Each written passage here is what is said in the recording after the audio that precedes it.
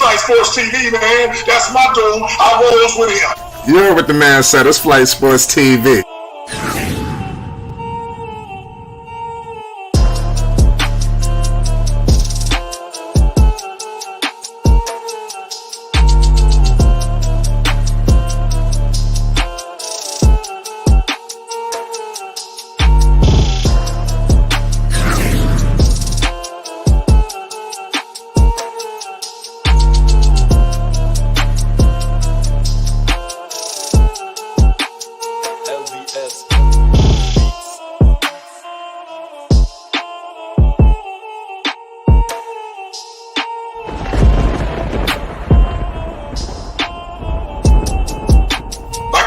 Flight Sports TV, that's where it's at. Flight Sports TV.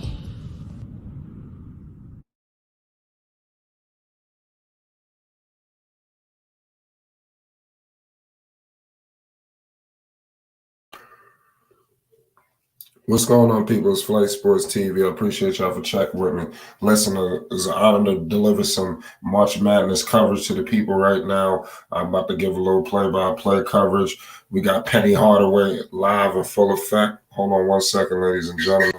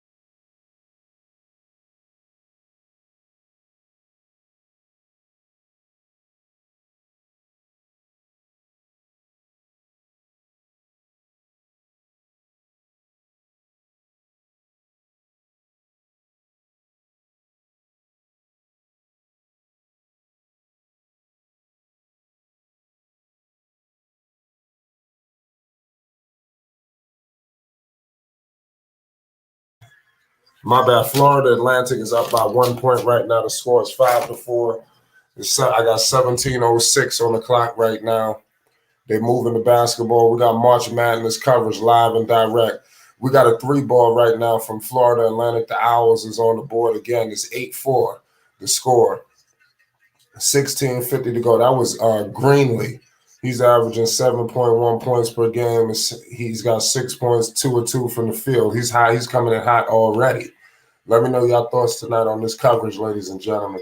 We got Memphis on the board. And everybody know what's going on with Memphis. Shout out Basil Carpenter Jr. I'm very excited for the Memphis Tigers because we know we got Mikey Williams coming through next year. So you already know what time it is with Memphis. But it's 8-4. Make sure y'all hit that like button and you subscribe to Flight Sports TV for more March Madness coverage. This is the last game of the night. Live. Florida Atlantic is up. Hardaway, is that his? I think that might be his son. It's 8-4, y'all. 16:23 to go on the clock.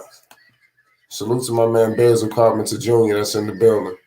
You already know what it is. So I got Florida Atlantic. They break a 3. Number 1 misses a 3, is rebounded. You got Memphis coming up the floor with a head of steam. They're working the baseline. You got number 0. We got a foul. He's headed to the line, and that is McCannon. McCannon is headed to the line, ladies and gentlemen. March Madness coverage. You already know what it is.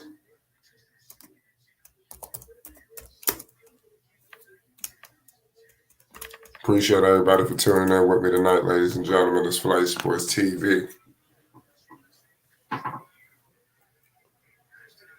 We got Penny Hardaway live in color. Shout out to Penny doing this thing. Penny Hardaway, man. Give credit to Penny. I hope he gets an NBA job one day. Wouldn't we love to see Penny back in the NBA?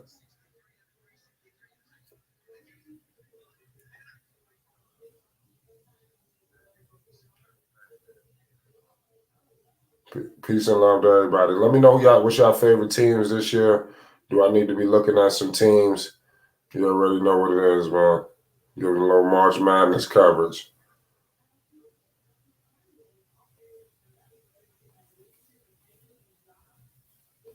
Appreciate all y'all tuning in on this Friday night. Y'all could have been anywhere in the world, but you're rocking with Flight Sports TV.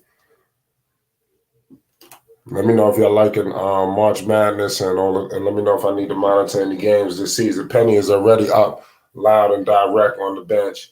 It's 8-6. They chipping into the lead already. You got 15:55 on the clock in the first half. The ball is moving. You got the pass to the baseline. You got the Memphis Tigers balling. Shaking and baking. Step back. Miss. The man took the ball on. So the Memphis is up. We got a tie game right now, 8-8. NCAA March Madness.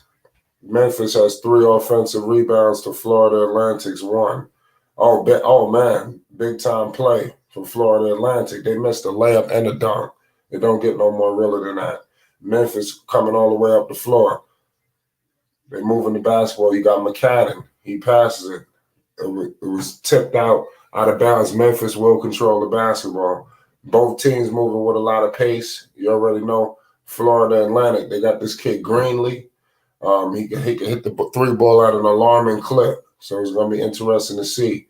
We all know March Madness coverage. You got a lot going on. There's so many teams involved. Obviously, these games are being stretched out on various networks, TNT, TBS. The list goes on. Right now, they got a commercial right now with Steven Adams. It look funny as hell. I'm going to run down some scores. Obviously, you got Drake versus Miami, Florida. You got Kent State versus Indiana. So you got a lot of games on today involving March Madness. Obviously, today also you had North Carolina State lost to Creighton. Pittsburgh beat Iowa State. Marquette won over Vermont today as well. St. Mary's, California won over VCU. Baylor beat UCSB. Xavier went over Kennesaw State as well. You got Michigan State. They won over USC. So it was a lot of incredible matchups. Obviously, it was a list that went on yesterday as well. Gonzaga won on top of Grand Canyon as well.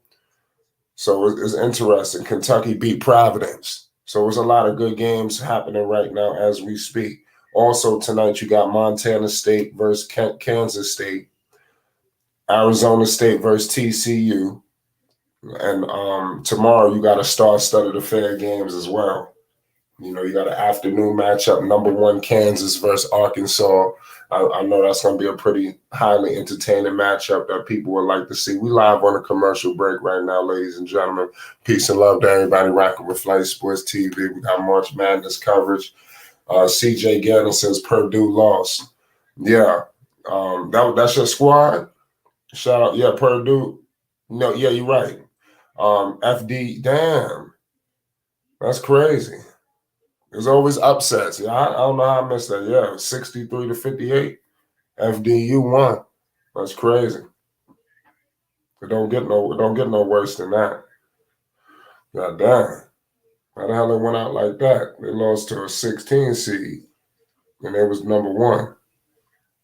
And that's why people love March Madness, man. There's the madness of the whole thing. You know, you never know who's going to be here. It's one and done. People love one and done sudden death matchups. That draws a lot of intrigue, and that's one of the things that people love about March Madness. And this year upsets. Right now they showing some highlights right now of some games that's in progress. Yeah, there's a lot of big games tonight, man. We had some upsets. We're gonna get all into it. Right now, the score is 8-8. We got a tie game right now, 15-13 on the clock. We coming off commercial break. Let's see what my man Penny Hardaway is gonna do. You got number 8, Memphis versus Florida Atlantic, and they are ranked, pardon me, they're ranked 9th. So they're pretty much a neck and neck game. Purdue was a fake ass number 1 stand. It was like that. We got Memphis coming up the court. You got a screen with their big man. They moving the basketball. They dump it off. You got McCadden. He hits a 3 for Memphis. Memphis is on the board. It's 8-11. Memphis is up, y'all. Let's see what's going to happen. You got McCadden. He has 5 points, 1 of 3 from the field. So he's scoring the ball pretty well. Florida Atlantic got themselves some snipers. They letting that 3 ball go. And finally, the kid misses a 3 from Florida Atlantic, rebounded by Memphis. Memphis is on a 7-0 scoring run. They just bricked the 3. Florida Atlantic is coming back down the paint. They're looking for that 3 ball. That's one thing I see from Florida Atlantic. It's almost like they're hunting down for 3s. I'm not sure how that's going to affect them as we close this game. You know, college basketball is crazy. It was like we always in for a roller coaster in these March days. It's like they're really out there scrapping. So I definitely like the effort, especially coming from Memphis. I would have liked if he would have stayed down there. We got a loose ball foul here from Memphis. We got a foul down low over Rosa from Florida Atlantic. They banging down there in the paint. Big man for Florida Atlantic got himself a big-time board. Rosado, pardon me. 8-11, Memphis. Memphis is up. The number 8 is up over the number 9. Appreciate all y'all for tuning in. Florida Atlantic nearly turns the basketball over, and they were able to secure it. It was a near turnover that just happened. 3 ball. Florida Atlantic ties it up with a 3. I believe that was from Richardson, if I'm not mistaken. Yeah, so it was 11-11, 13-30 to go in the first quarter. Big time matchup. Big time matchup going on. Memphis is trying to do something with it right now. Let's see what happens. You got a mid-range from Memphis. They could not convert for whatever reason. Who's going to be historic this time around in March Madness? Who's going to be historic? You know, every year you always have some craziness or people that electrifies around this time of the year. So let's see what happens. We got to score 13-11. Memphis is losing by 2. 3 balls from deep. You couldn't convert. Rebounder from Florida Atlantic. Florida Atlantic crossing half court. They shaking and baking. The ball, you got a screen. You got good defensive pressure coming from Memphis. I like what I'm seeing so far. Florida Atlantic is up by 2, 13-11. They're pressuring full court, basically. Memphis look like they turned up the pressure on defense. Oh, man. Let's go. Florida Atlantic is up. They're playing with some confidence, and they got some people in the building, too.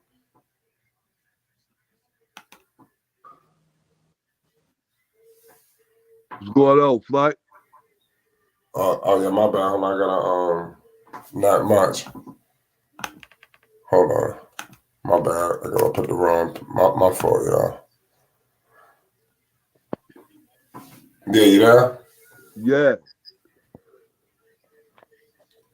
Yo, what's your thoughts on this March Madness coverage, man? We got ourselves a hell of a game, don't we? Yeah, I ain't even started watching none of the games yet. You just reminded me that it started.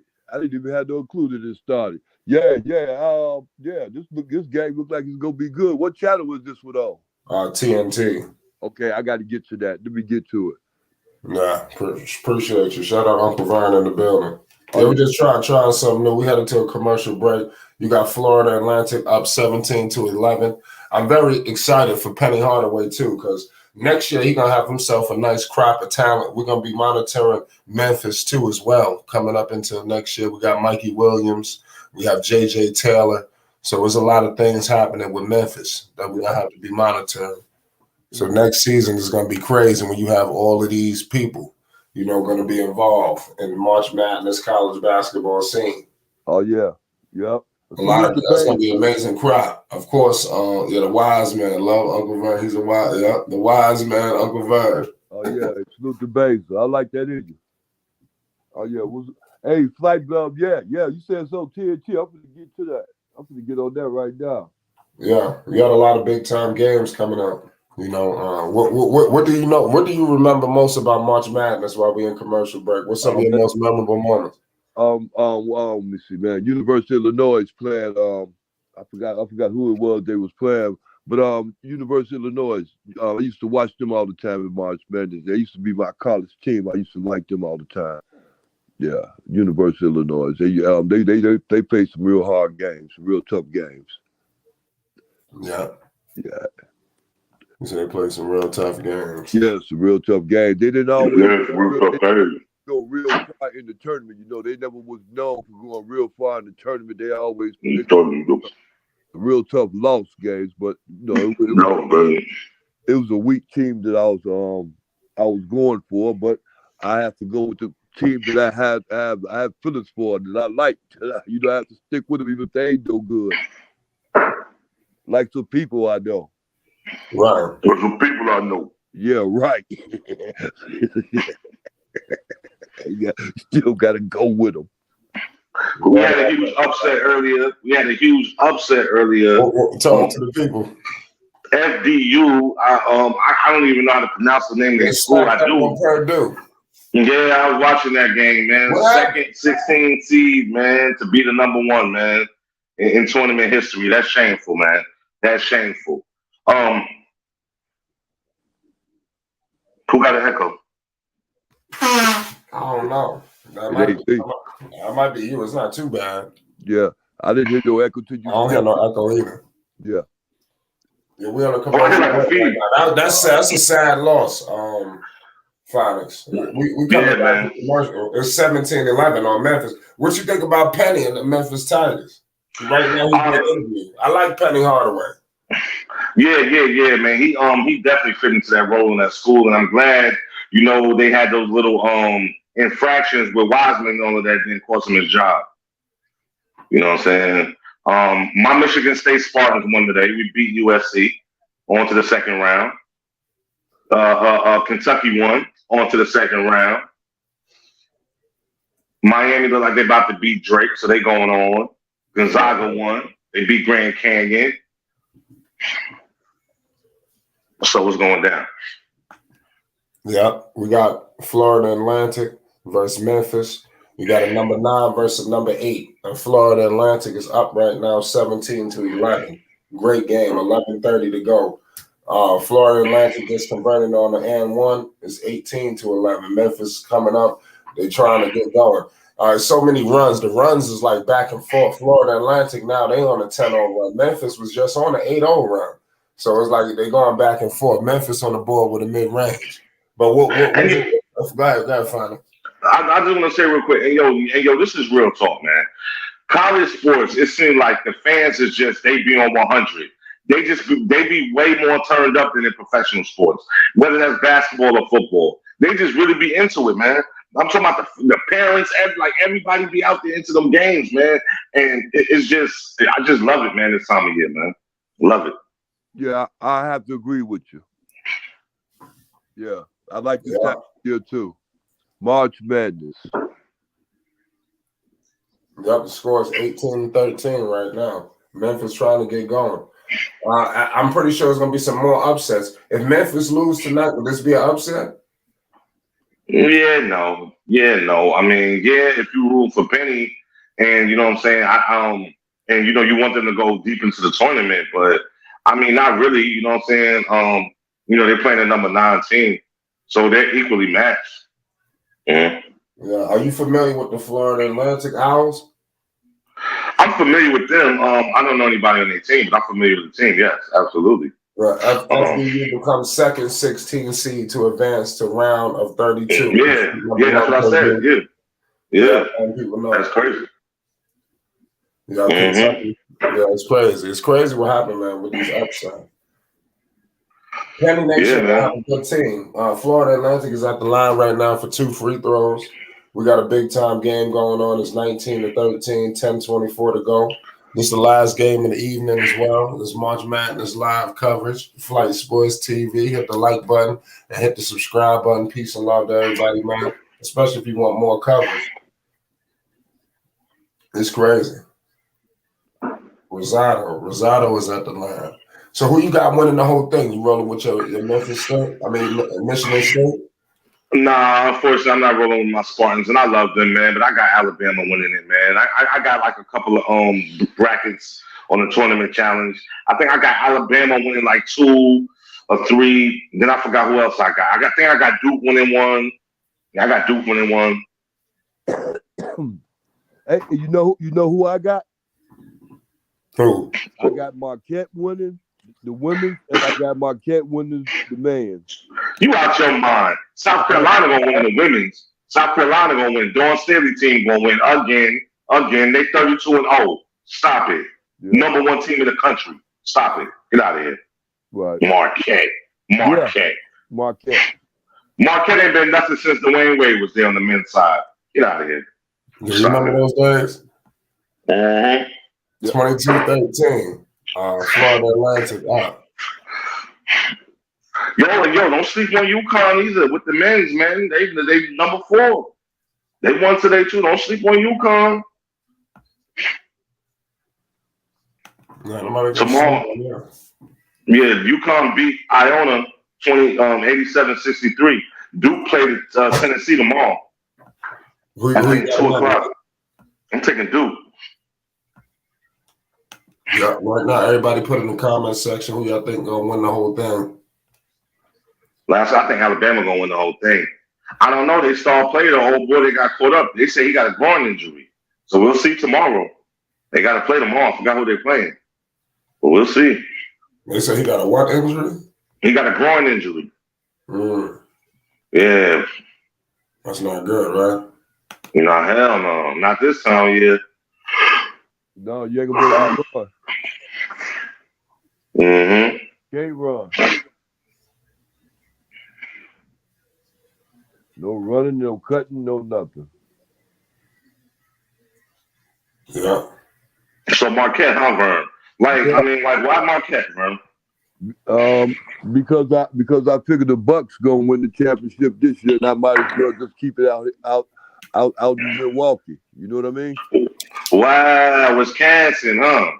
Yeah. Wow, man from Illinois. Yeah. I thought Marquette was in Illinois. No, Marquette is in Wisconsin. It's in Wisconsin? Yeah, it's in Milwaukee, Wisconsin, actually. Yeah. Okay, you gonna make me go. Marquette was? In Wisconsin, in Milwaukee. Yeah, it's in Milwaukee, right downtown Milwaukee, actually. Oh, okay. Marquette right there, Marquette University. Yeah, I'm gonna take a ride through there, man, when the weather breaks. No panic. What's up? Yeah, I see that Anthony Edwards fuck your ankle up. Who? Anthony Edwards. What about him? He fucked his ankle up. Oh, did he? Look crazy. Are you serious? Yeah, I saw the previews of the game they played the other day. What did he say? Edwards just got hurt bad. That damn flu. Well, he had one of them dislocations with the bone popping out. That could be more than a dislocation. That could be a ACL. I gotta figure out what's going on. Hopefully that shit down, like a little dislocation. That shit that look crazy. I hope so. So what did they say? What's the official word? I ain't seen no update yet. I just see him just now myself, like 3 minutes ago. I know they had to carry him up the court. But you can see that in the video. Damn, man. They said we were talking yesterday about how these younger players getting injured and shit. How easy it is to Exactly. get injured. Right. Right. You know, I don't know. He's a dark skinned dude and he's a country dude. He might could shake it off and be back in the game or two. Right. He's built a little bit Right. different. Yeah, Southern boy. Yeah, and he's dark skinned. He built a little bit different than them high yellow dudes from the West Coast. We ain't saying no names though. We talking college ball. Mm-hmm. Oh, mulattoes. Yeah, them damn mulattoes. You know. Anthony Davis too. Shit, can't stay healthy. Mm-hmm. So yeah, man. But March Madness is on and popping, man, and it's gonna be good, man. It's gonna be good. So I see Purdue get knocked out. Yes, I love that. Yes. Mm-hmm. Yeah. I wonder what these teams be thinking, like these top seeds when they come in, because every year gonna be at least 2 or 3 Cinderellas. It's like every year, that's the main thing. Where the first Cinderella gonna come from? And you as a top seed know, like, hey, we might get knocked out in the Elite 8, Sweet 16, but we ain't about to be one of them teams people talk about all week losing and all that shit there. And y'all come in the game and it's like y'all play down to the competition. Like, don't get me wrong, like the lower seeds, they want that shit more now, but it's like, come on, bro, like that's exactly. Yeah, because it's like they're going in with a certain arrogance, man. Like, we know we can beat them. Okay. Yeah, like you top 5 all season, beating teams around your level. Then as soon as you get in the block, you playing the Division 3. They need Division 3 basketball players. Mm-hmm. Yeah, and they get embarrassed. Yeah. And Purdue got embarrassed because they weren't supposed to go out like that. They should be ashamed of themselves. I wonder if this actually. I seen the injury. It doesn't look that bad. You said it don't look that bad. It was a basic sprain. I'm thinking the bone popped out and everything. Woody number 2 is on here capping. Okay. Woody number 2 is capping. I mean, it do look like he's gonna be out for some time now, but I mean, it was just it was. Yeah, no, it's just how he come down on him. Like you see how he come down and like his entire knee, like it's like he laying damn near actually on the ankle, and then you can see the knee kind of go outwards a lot. And usually when you see something like that, people be tearing their knee up like that when your foot gets stuck in a certain spot, but your knee go a different way. Mm-hmm. That looked like a crazy ass injury. So hopefully ain't nothing, no more than like a bone bruise. Yeah, nah. Yeah, he like I said, man, he from the South and he dark skinned. He good, man. You know what I'm saying? Yeah, he gonna LeBron James that. He gonna just untie his shoe. You know what I'm saying? Chill out for a couple of days. He'll be all right. He ain't light skinned, bro. He good. He ain't mulatto. Yeah, I got all my faith in him. Landing on his fucking knee. So be damn playing. Word, yeah. And Anthony Davis, he might just roll a little ankle and he out for 16 years. You know what I'm saying? Word. And Davis is gone for 12 years. He'll be back at the end of the 2040s. Shit, dude can't stay healthy. They think he's gonna carry the Lakers. That's the funniest thing to me. You know. But we're looking at up and coming here. Now, wasn't it? I don't know, man. I stopped following the Lakers, man. I mean, I'm a Knicks fan, but once LeBron went down, man, I can't look at them dudes. Them dudes are shameful. I really feel sorry for LeBron, man. Anthony Edwards, he already back on the bench. We got a walking boot on. Oh shit! Oh man, yeah, he's gonna be out for a while. It's good. It's cool though, as long as he's back for the playoffs. I mean, I don't think they have a shot in hell. They got him in a walking boot already. You say you doubt it? Yeah, I think with the walking boot, I think that's something that's like. Of course, they do put it on them by the end of the game. Like, when you see them after they have been in the locker room for a while, they done run some tests or whatever. That's to keep the swelling down. But this is like, damn near 10 minutes pass by, you already got them in the walking boot, in street clothes, like. Yeah, but I think the walking boot is to keep the swelling down. Good block, Memphis. Right. Good block. Yeah, I think they do that a lot of times to keep that swelling down and all of that. I don't know, man. You know what I'm saying? We'll see, man. You know what I'm saying? But we're looking at the next potential stars in the NBA here, man. And you know what I'm saying? A lot of people don't be paying attention to these young men, but you know, So who you see is up next? Who you think up next in that 24 and under range right now? who's age 24 and underrated? Yeah, like say you even say 25 and under. Oh, you talking about the NBA? Yeah, who you see is that Oh dude, like man, when he hit his prime, he could be like Markel that Fultz. league too. Markel Fultz. Markel Fultz. Damn right, Markel Fultz. Yep, I think he on his way, man. I think he got his confidence back. You know what I'm saying? Yo, he going, yep, Markel Fultz. Man. You know what I'm saying? What about you? I got, hey, that's a bold statement, boy. That's a bold statement. I know why I made it. Hey, I instantly start looking at his numbers and shit. Let me look this nigga up. What are you doing that I ain't seen? Niggas dropping 30 a game or something? Well, look at that and look at his draft class. And look at the dude that was picked after him. Man, And, come on, Finance. Hey. We're not gonna have this for the next hour. We're gonna have a time for this. We'll probably pull up tomorrow and shut it down. But y'all can talk about it. But come on, we'll have a little bit of March Madness and let's talk basketball. Yo, my Spartans might win it all. They might win it all. And Michigan got relegated to the NIT. Juwan Howard gonna get fired. You're gonna get fired. Hey, when you think about North Carolina not taking the NIT tournament invite, what do you think they turned that down for? Oh, they turned it down? Yeah. Yeah, I thought Michigan did too, but they went back and took it. Yeah, because that's below their standards. But that's coaching. Nah, I think they should have still let them young people keep playing as long as they could.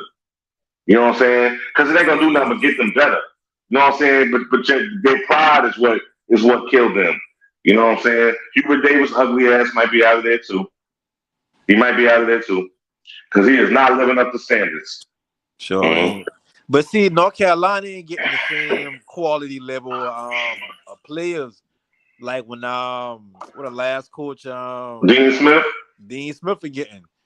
So it's like, I mean, shit, it's like this is what I'm about to say earlier. I think the lower seed teams, like the 16 seed and those Cinderella teams, I think they got the advantage because they're all smaller schools. So it's like the team been together for like 3, maybe 4 years at this point, or they actually can build a culture and build what they're trying to do. Cause like you think about it, like even in the NBA, coaches don't implement their system within 1 year and expect the team to be fall. Like if you look at the Celtics, they've been kind of like that. It's like it takes them a while throughout the season to get right with it. Then when they finally get going, you're like, damn, like them boys got a system that work.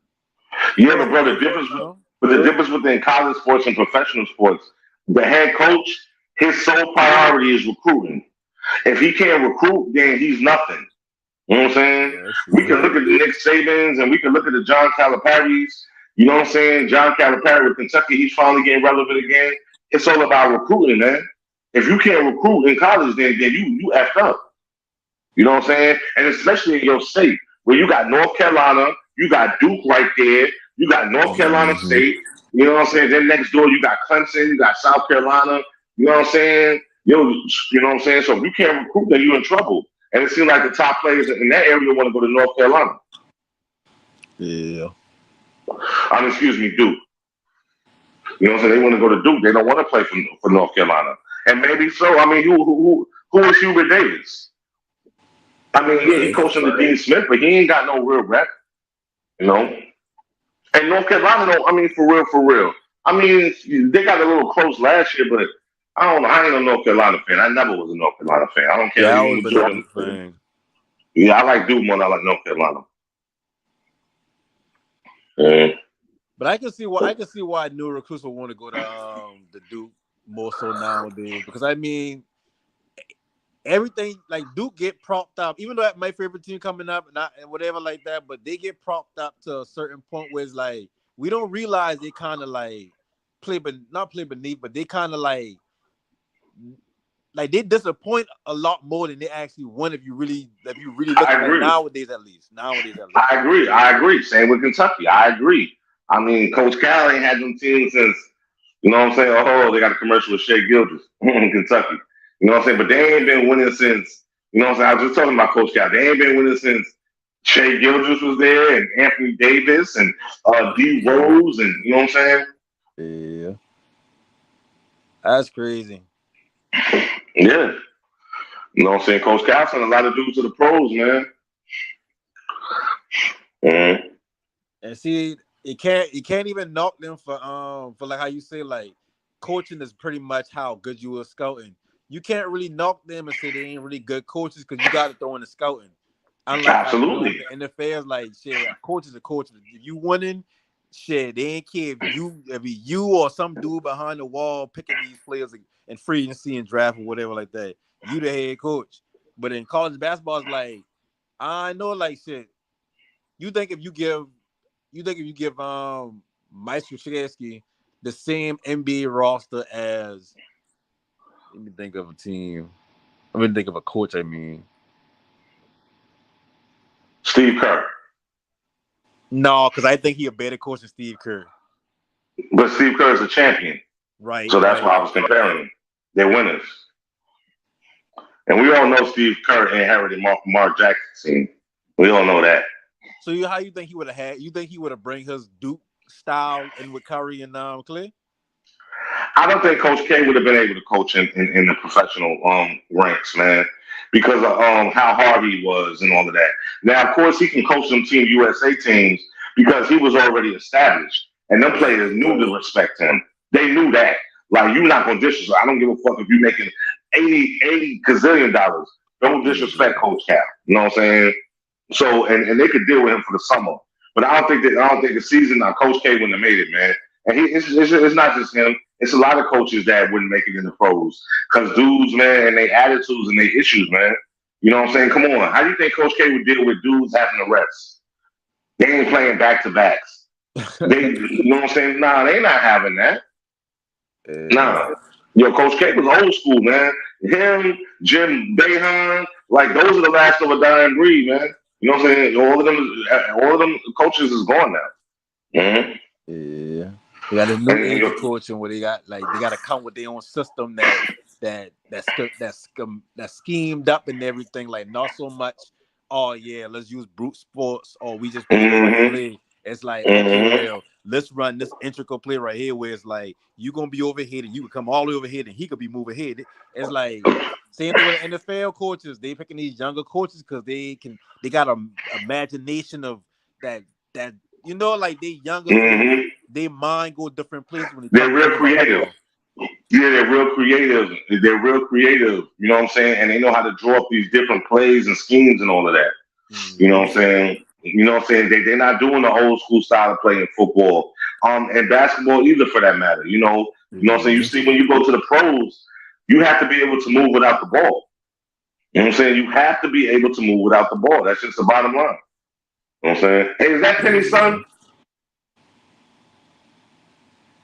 I seen a Hardaway out there. Is that Penny's son? Talking about for the Mavericks? No. I'm talking about Memphis. Oh yeah, Penny Hardaway for the team. I think you do got to run that play. But yeah, man, you know, basketball changed. You know what I'm saying? So much. You know what I'm saying? Yeah. And it's just ain't even a man-to-man game no more. Like it's like no, he about to pull up. It's like everybody trying to get a nice pull up or somebody trying to get a nice finish. It's like the thing that I hate most about the college game, they want to take the threes, but I'm gonna need these dudes to work on their 3-point shooting, man. Because I see constantly too many bricks and not enough mix. Now Memphis just got a trade. They tied the game up 29-29 against Florida Atlantic, but they take too many threes and they miss too many threes. Like, yo, come on, man. You know what I'm saying? You know what I'm saying? Like, this kind is of crazy. throw the game off a lot. You know what I'm saying? But yeah, basketball definitely changed, man. Shit, once they go back to straight out of high school, that's what's gonna be crazy. Yeah, but see that gonna be I feel like that gonna be more in today's day and age, I think that could be worse. Cause it's like, yeah, you're gonna get these quote unquote stars straight out of high school, but it's like, look at Mikey Williams, right? He been 2-3 years ago, it's like, oh, he a no brainer, he gonna be in the league. You don't even hear nothing about him. You know what I mean? It's Mm-hmm. like now you saying you gonna cut the age limit and just let them boy come straight from high school is like, okay, but they ain't gonna have as. I mean, don't get me wrong. These younger dudes, they do got skills now. They a lot of these shit that might take somebody a little older to develop. Like them boy can do that shit like ain't nothing. So I ain't saying they ain't skilled, but they game ain't refined and know how to play basketball. That's why when I say um the Ball brothers, like it's not a knock, but like you can tell they ain't never learned how to actually play the game of basketball. They always been, playing how the style that they always play, but they don't know. Not saying they don't know how to play off ball, but there's a lot of things that I can see in the game that's like, he should have been doing that. Oh, you can tell he don't know how to do that. Oh, why he did this. But at the end of the day, it's like, I don't know, man. Basketball that's just crazy now. It's I don't like think it's LeBron so James' son is entertaining, ready. but I don't think LeBron James' son is ready. I don't think he's good enough for the pros. I just don't. Now I maybe agree. Bryce is, but not LeBron James Jr. I don't see it, man. I just don't see it. Mm. He seemed like he seemed like he gonna be one of them type of players where it's like aggressive defensively, make the right plays offensively. Like he can get in the league with his skill set. The skill set I see, he can get in the league with that. But it's like if you looking at him like we want you to be your dad, or we want you to be at least right here to your dad, or we whatever. If they're looking at him with certain expectations outside of his actual skill set, he don't need to be in the league. But I do feel like if he grow to be 6'5", maybe 6'6" or whatnot, and he keep the same skill sets, because he can shoot the ball now. I ain't gonna take that away from him. It's like that skill set can transfer to an NBA team, especially how they playing nowadays. So it's like, but I don't see him as no lottery pick. I see him like a fringe second round, maybe another. Exactly. But that's not good enough, though. Yeah, for LeBron James' son. Yeah, we talking about LeBron James Jr. Like that's not good enough. Yeah. But You I know mean, what I'm hey, they saying? let Jordan turn skate by. Mm-hmm. I know I know Jordan look at them every day and be like, man, I should have had y'all niggas in North Carolina on a fucking farm. Yeah, 'cause his kids, I think they just played just to play. They didn't really want to, you know what I'm saying, play ball. You know, it's kind of like, well, my dad is Michael Jordan, so let me go ahead and try this. You know Yeah. what I'm saying? I don't really think that was their calling. You know what I'm saying? I mean, I heard Carmelo's son is playing now. Yeah. He don't even look like the type, man. Like, you know what I'm saying? Yeah. And you know, bro, a lot of that too is grit. You know, LeBron James and they grew up playing gritty basketball. Not all these, yeah, they had the lights and all that in high school, but that's not how they came up. You know what I'm saying? And now it's like it's Yeah. all these lights and all of that. Ain't nobody playing in all these amateur leagues no more and all of that. They're not doing that. Mhm. Yeah, that's true. You know what I'm saying? Dudes used to go all over the place and play through, through the summer and all that. You know what I'm saying? Before AAU got real big like it is now. You know what I'm saying? I think it's just way too organized. You know what I'm saying? Like, yo, you can't foul a dude real hard. You can't do none of that. You gonna blow the whistle. Nah, man. Come on, no. Yo, get up and keep playing, man. You know what I'm saying? Yeah. Cause yeah, Mhm. growing up like shit, I pretty sure aim at just going to the gym and that's the only time you really hoop. Like even like shit, if you're caught somewhere y'all trying to hoop. So it's like I get it, like, yeah, the LaMelo LeBron, like shit, them boy come up differently, like it's Mhm. just certain shit your churn ain't had to go through that would make him like if somebody saying look at Jordan kids and be like, damn, your daddy Michael Jordan, you ain't know how to play basketball. That should light a fire in you if you your daddy's son. If we know Michael Jordan to be who he's been, the most competitive person, like he take things personal. You as his child should take that personal, and you know what I mean. So it's like he just certain things didn't get transferred down. They might have had all right skills, but it's just certain shit that don't get transferred down. And Michael Jordan had to go through that shit as a kid growing up, like being too small and that I don't know if the story's fucking real, but him getting cut from his JV team or whatever. It's like shit like that he hold on to, and he has shit to fire. But it's like every single day, like you get whatever you want. You ain't really got to fight for nothing. Ain't like you trying. It's like a lot of dudes start playing basketball and getting good at basketball because shit, that's a way for them to pick up girls. But it's like you ain't got to do that. Word. I Just mean, make it look at soft. Dwayne Wade. He learned on the streets of Chicago. He played on concrete. That's why he spent most of his damn career falling on the floor. It didn't even bother him. He would get right back up. He played on concrete in the city. You know what I'm saying? Ain't nobody playing indoors in no city, bro. We played outside. I'm from New York. We played outside. You know what I'm saying? That's when you started your career playing ball at. Only once you got into basketball leagues and played organized, then you played indoors. And then when it got hot, you still played outside. That's where the tournaments were on the hard top, man. You know what I'm saying? So I just think these dudes there, even the football dudes, all of them, man, they're real spoiled now, man. And I think it's taken away from their game, and that's why now, you know what I'm saying, we seeing dudes coming to NBA, and a lot of them is taking so long for them to develop and become stars because they didn't have that. You know what I'm saying? Yeah. You know what I'm saying? Now I say that would probably be a bad idea to cut the age limit because it's like they gonna burn these churn out before they even get started. I ain't got a lot of churn as in high school. Like when you were high school, like and you uber athletic, you might be one of maybe 15 other dudes in the cities that's uber athletic. You get to college, you might be one of maybe 60 or 70 people that are uber athletic. You get to the NBA, it's like they're a bunch of grown men up and down the roster. Like you Hold on, real playing quick, against Wody players number that two. know the ins and out of the game. They've been playing this for Hey, the real last quick. 5 to 10 years. You just get here. It's 35-31. Memphis is up, man. It's halftime. Go ahead, bro. Damn, 75-31? No, 35-31. Oh, Memphis is 35. up. I'm about to say. They ended the half on a 16-4 run. Who, Memphis? Mm-hmm. I always want to see that Memphis team from a few years ago.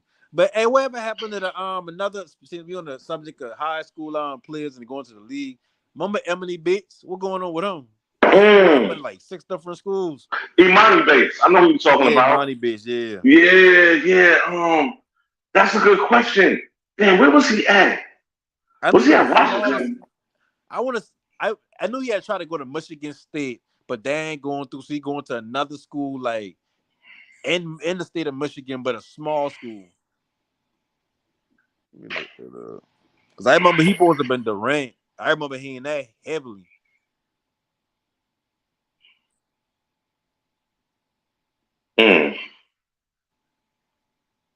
He played for Eastern Michigan. Damn.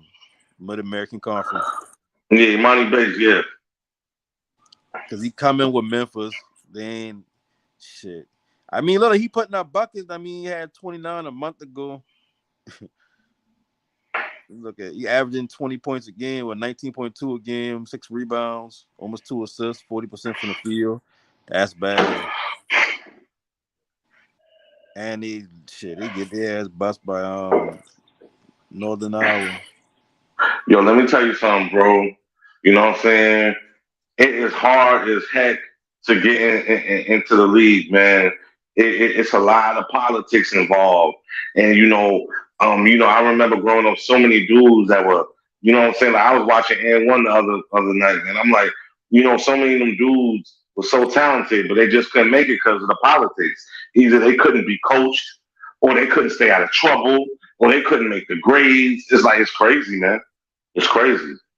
You know how much missing talent that should have been in the NBA. That would have gave dudes mad trouble, but they ain't never make it. And see that, and to add on to what you were saying earlier, the time, man, at the end of the day, Imani Bates,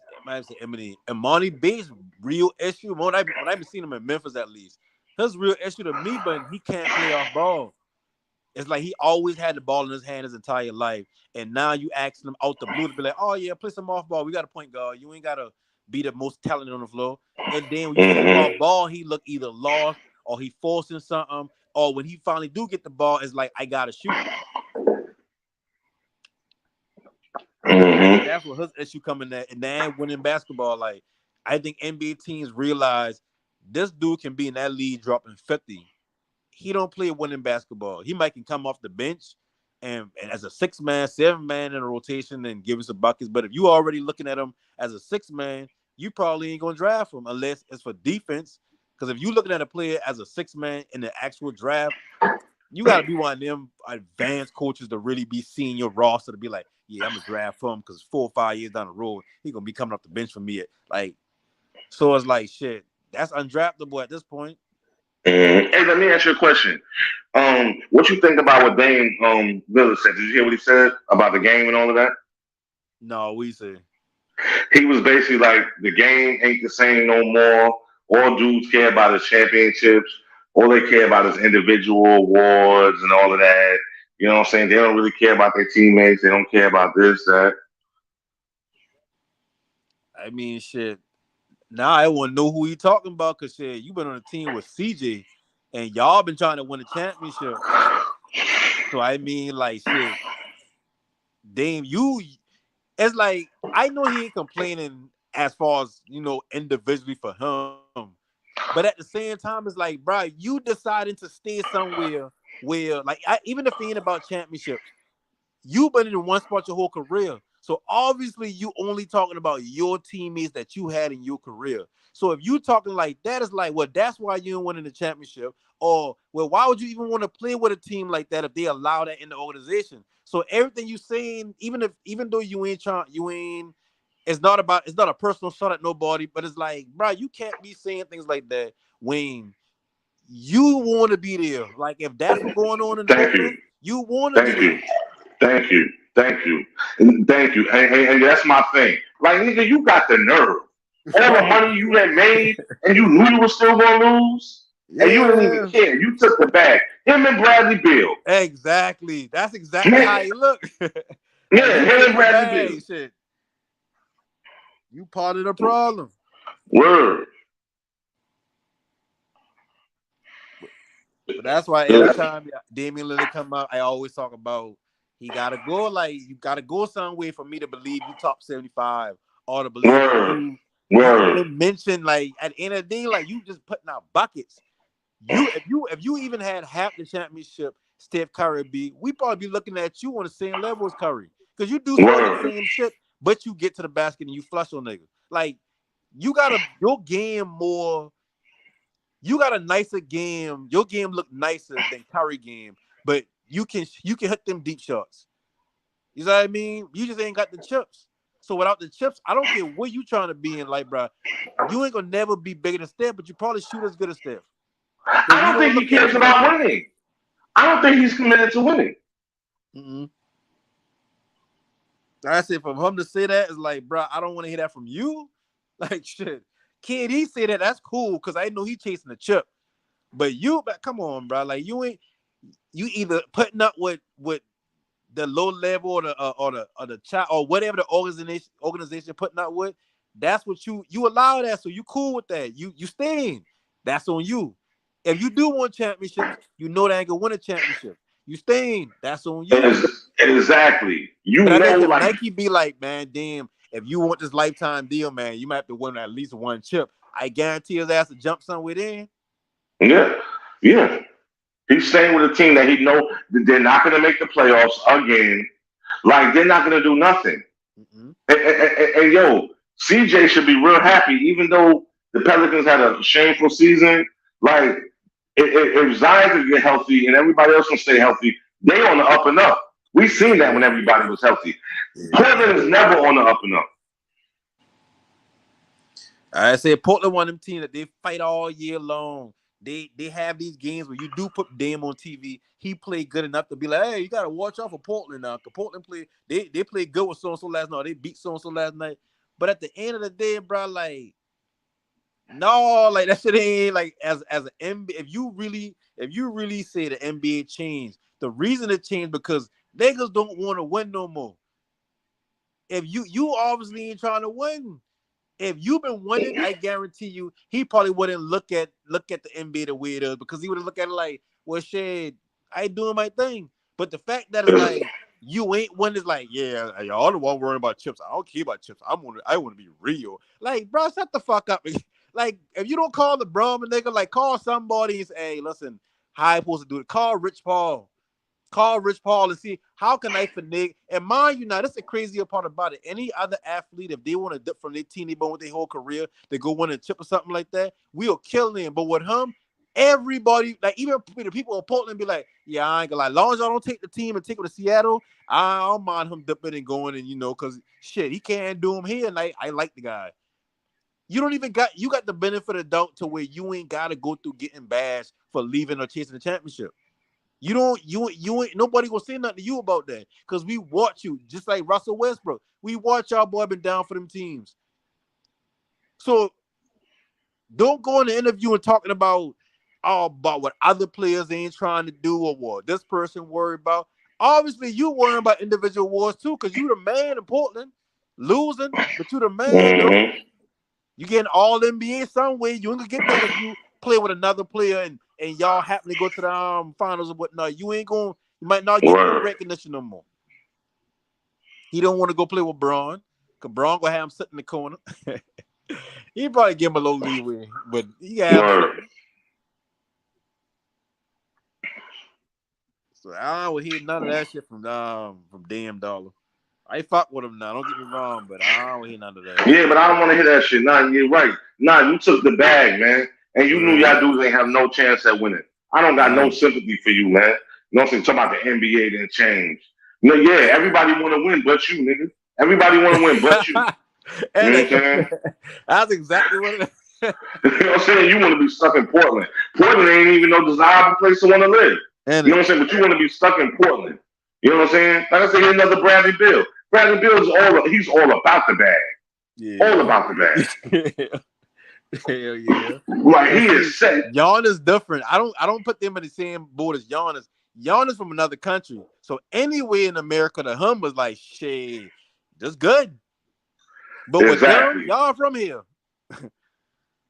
Exactly, like all them foreigners, exactly. And Giannis is still hungry. Giannis is still trying to perfect. I have a lot of respect. He's a hardworking young man. Yeah. He's a hardworking young man. He take his job serious. Giannis ain't gonna be out of a game unless Giannis has to be out of a game. They gotta tell him don't play because he gonna play. You know what I'm saying? And he got so much clout. He got his brother on the team, and his brother's nothing but a hype man. His brother is Flavor Flav in a uniform. That's who his brother is. He's Flavor Flav in a uniform. And he's getting the bag, too. I'm not mad at him. Yeah. Not mad at him. He's like, you want to keep me? Nah, you got to keep my brother here, too. You know what I'm saying? Nah, he ain't going to G League. Nah, he going to get that check, man. You know what I'm saying? Hey, and that's crazy because they barely use a nigga. He ain't even in the G League. About on a roster. Exactly. I think he older than Giannis, so it's like it's not like you developing the nigga. It's not like you developing the nigga. He's a hype man, bro. He's a hype man. Hey, but Giannis, he won them more chips, so he like, you can't even knock them boys. That's a fact. That's a whole fact, man. That is a fact. I fuck with Giannis, man. I fuck with Giannis. Yeah, man. But I wonder who gonna pick up Kyrie next year. Oh man. I'm so sick of that dude, man. Who, Kyrie? Shit. Yeah. No Kyrie slander on this line here. I'm sick of Kyrie, man. We did. I just feel like he's finally now playing and he's not talking, but he let that become so much of the narrative. If he would have just played ball, man. You know what I'm saying? Like, just play ball, man. Mm-hmm. I get that. But you gotta think about it like, and this goes back to how we talk about newer players and the older players and what they had to go through. Older players in their mind used to be like, man, listen, my black ass getting a big ass check to play basketball. Like, I ain't saying shit about no damn whatever. Like, I keep my mouth closed. I ain't got time for that. Like, shit, this money worth more than me saying some shit for my people or whatever because he like shit. I ain't got money, I ain't got fame or whatnot. But in this generation, like they ain't had to really go through nothing, so they used to rebelling and everything they say. And I ain't saying Kyrie part of the new generation, but Kyrie like Yes, he 31, is. so he close enough. You know Yes, what I he mean? is. Like he's one Yes, of he them is. rare people that's like that. He also a great athlete, but also a great thinker. Not saying all his thoughts are great. I just saying like he's somebody that you know if he talking to you about something, he looked it up, he going through what he needed going through, and he got a good understanding about it when he said. I So a break it lot of things that down. he go through, like he just being a person, he just understand like, yeah, I'm an athlete, but to me, I'm a person first. Well, LeBron is kind of a sellout. LeBron don't give a fuck. LeBron like shit. No, I come from the projects. I ain't know about all that damn. I might want to say some shit, but I'm gonna run it through somebody first. All right, and yo, that's smart because you got to make a business decision. I mean, I don't know about you, but I have a place of employment. I work for somebody too. I can't go in there and voicing my political, my religious beliefs. That's But when not the he did place to that, do that. Okay, he's a public figure though, so that means you don't do it on social media either. You keep that to yourself, man. You know what I'm saying? Nowadays, these young people get on YouTube and they watch a couple documentaries, and now they scholars. You know what I'm saying? Now they no, know yeah, more than. I agree with that. I Mhm. agree with that. You know what I'm saying? Yeah, you know what I'm saying? Now they got all this knowledge and blah blah this and blah blah that, and I just don't think it's appropriate. You know what I'm saying? Like this podcast we on right now, it's about sports. I ain't talking about nothing political, nothing because it's not the place for it. Right. You know what I'm saying? That's not what that man wanted his podcast. So I have to respect that. You feel what I'm saying?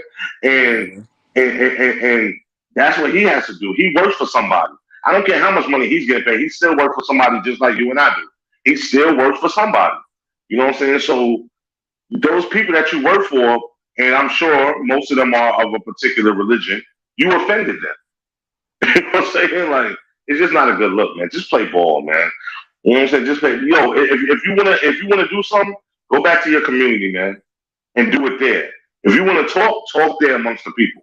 I mean, but You don't gotta go on social media. he do a lot. He do a lot of charitable stuff. Like that's one thing that, regardless of what somebody got negative to say about Kyrie, he support like a lot of different things. He just don't be loud about it. He just don't announce it. Somebody got to post about it. Somebody got to say something about it. But when it come to what he like his views, we got to remember now the media. If something happened right now with Joe Biden, the media gonna ask LeBron James, "What do you think about Joe Biden saying the stand third boom boom about America?" They gonna respond, but they can say their political views when it come to that. But when it come to him just retweeting something, and that's why I say I understand where he coming from because it's like he believes himself to be of a certain religion. He believes that he's the first people in that religion. He ain't saying, "Oh yeah, we the first." What he's saying is we counted too. Like we counted that too. So when they're saying he being anti-Semitic, he just been explaining like I'm not about to apologize for something that I can't be. Like it's impossible for me to be anti-Semitic. I'm one of the Semitic people. So when he take that stance, it's like, okay, well, if you looking at it from a regular person saying, "Oh yeah, well, I believe in Jesus Christ, blah blah blah," and somebody said, "Oh well, no, shit." You can't really say that because they say and you be like, "Oh well, my bad." That's your religion. Like that's what you growing. You can't really just change it just because money and that's what real religion is. Religion come before any finance, anything that should be your first thing. But him standing by what he believe in as an issue, I get it, but it's like, I mean, shit, he a man first. Again, and they about to come back out, man, for the second half, Memphis and FAU, man. And I'll just leave it at this real brief. We all have our beliefs and all of that. You don't know that, but I'm probably one of the most militant people you could ever come across. I can go on and on about a variety of topics, but there's a Yeah. time and place for everything. You know Yeah, what I'm but I saying? mean, the media asks them the same questions. You know what I'm saying? Well, you don't have to answer them. Next question. No comment. Next question. But I'm not going to be baited. you know how today's people take it. So if somebody asks them, that's like they asking Trump, "Oh yeah, what do you think about what happened in Charlottesville?" And he said it was people on good and bad people on both sides or whatever like that. If he had just been like, "Next question," it'll be like, "Oh, you support that." That's how the media take it every day. So it's like you can shut up and not say nothing, but it's like, yeah, but then I can have to explain why I ain't say nothing. And then the whole world gonna be like, you know what I mean? Like it's like you lose even when you're trying to lose. I mean, even when you're trying to win, you lose. It's like a lose-lose situation. Who's And your I team in get what you're basketball? saying, like certain things for certain places or whatnot. But it's like, okay, well, her social media is kind of his personal place, and all he did is share something that been up, still up, and it's like, in the vaccine thing, that's the man decision. Like his body, his choice. Who's your team in the pros? I don't really got a team. I got a player. Oh, Jesus Christ. No, Jesus and I Christ. never used to be like that. Now it's just my How old are team. you, bro? My team originally been the Charlotte Hornets, right? Charlotte Hornets moved to New Orleans and Oklahoma City and all that. I kind of stay with them to the Pelicans. Then when the Hornets come back out, he been like, okay, well, shit, let me get him a chance.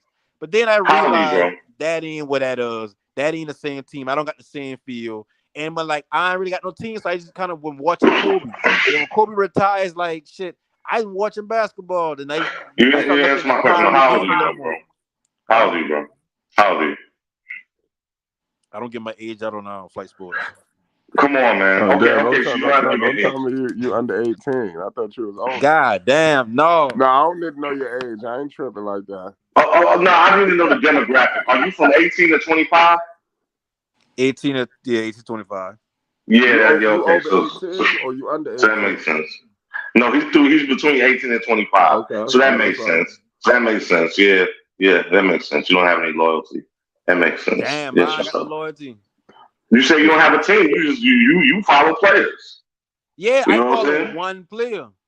saying? This follow one nigga finally player. running down.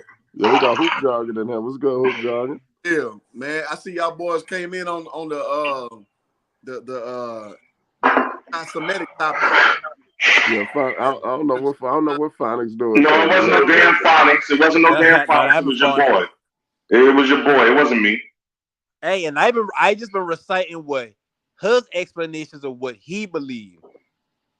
Yeah, I'm gonna say this, man. If you look up the term what a Semite is, it's almost like I call them small hats. Small hats don't really have jurisdiction over that like they say they do. And I like your point you was making. It's like, okay, he's just saying the way he interprets it. Because basically, when you call yourself a Semite, you call yourself the chosen people. That's basically what you call yourself, of Hebrew origin. Hey, fine, I'll be right back. Far Asian, and kind of how it mixes to Africa or whatever, or that region. Right. And so there's a lot of schools of thought that, like, a lot of brothers that they call themselves the ancient Israelites. You see them on the corner. They claim stake in that, right? And they have biblical, backing from it. Now, me personally, I don't follow the Bible like that. But if you do follow the Bible, there are 3 tribes from Ham, Shem, and Japhet, where the races basically come from. And there's stake that Hamites, which are melanated people who look like us, have stake as being Semites. So, what I'm saying? If you really delve into that, like, and I like what you said too, because like if you say it, or like, well, Kyrie didn't initially say it, he just shared the link. Yeah. Ask you, they're gonna press you hard because they want to see if you really know what you're talking about. Yeah. Because they want to dead that in the water quick as they can. So if you say if you shy away from it, it's like you're guilty by omission.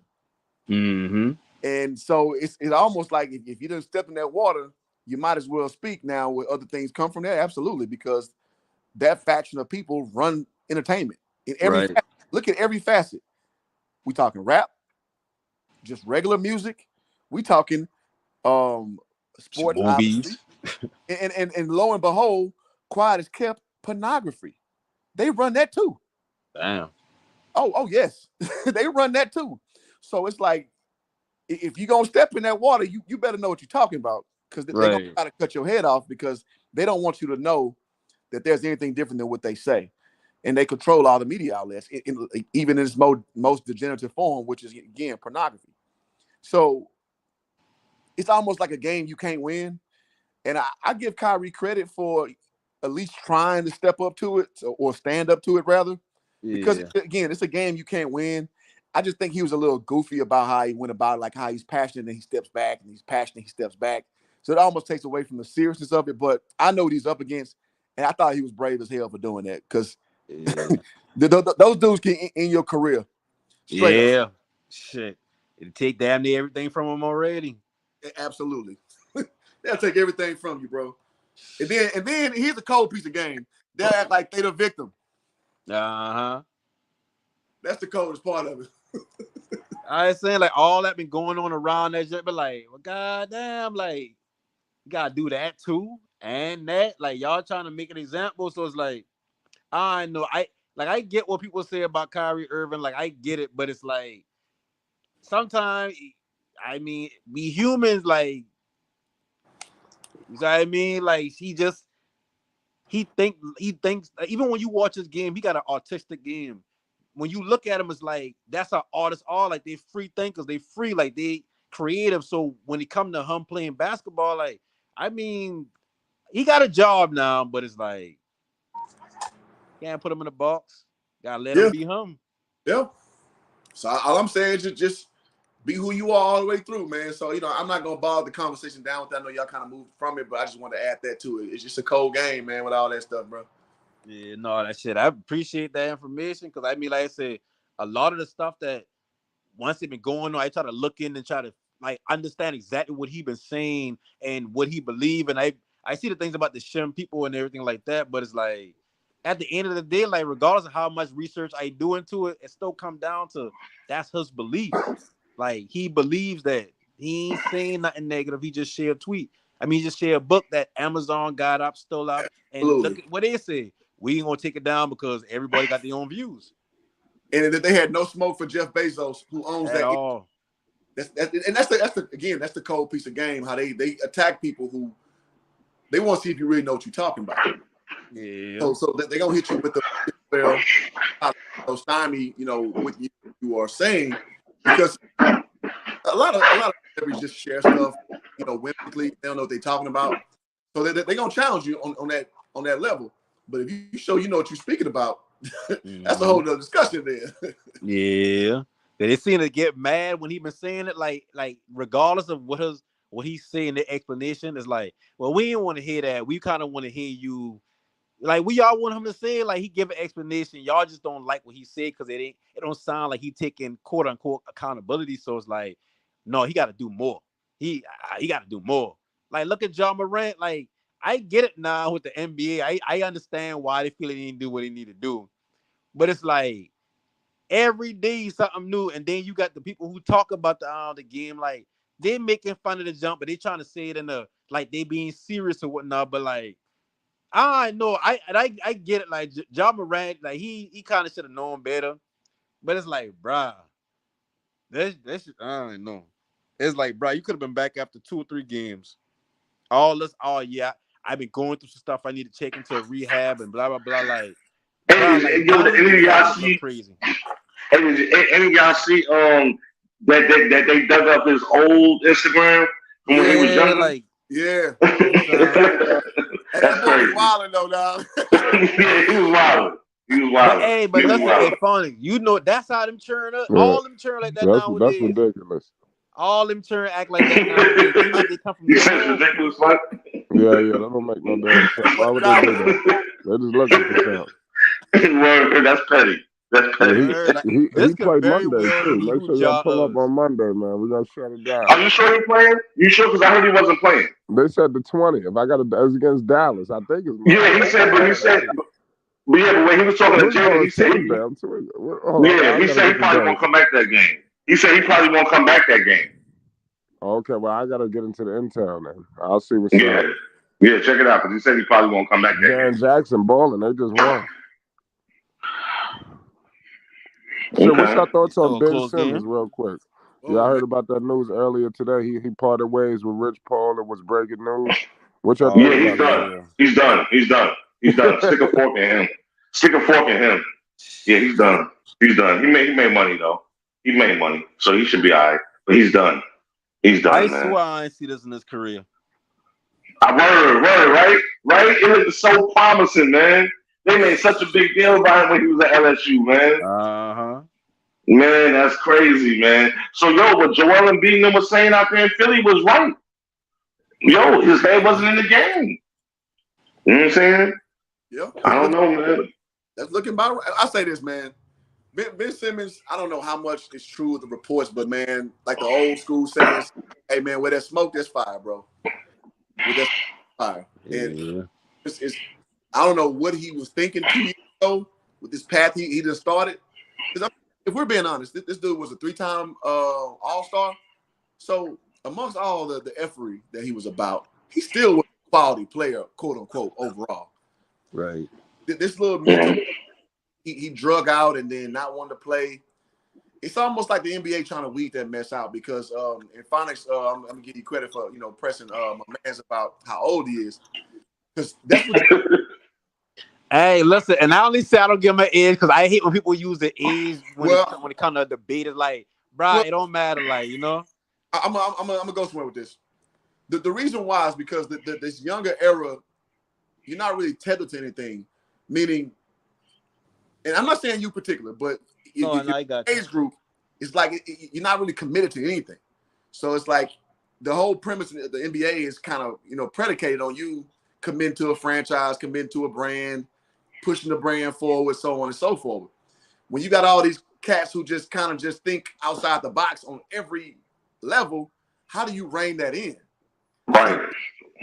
So now you're seeing the NBA kind of push back a little bit on that. It's like, no, we're not going. So I think that's kind of like the message you're kind of seeing with Ja, like embracing that Memphis thug culture a little bit too much. Right. Like, nah, man, I'm not letting that ride. We saw this with Allen Iverson with the cornrows and dressing like Blizzard. Right. NBA's and what David Stern did.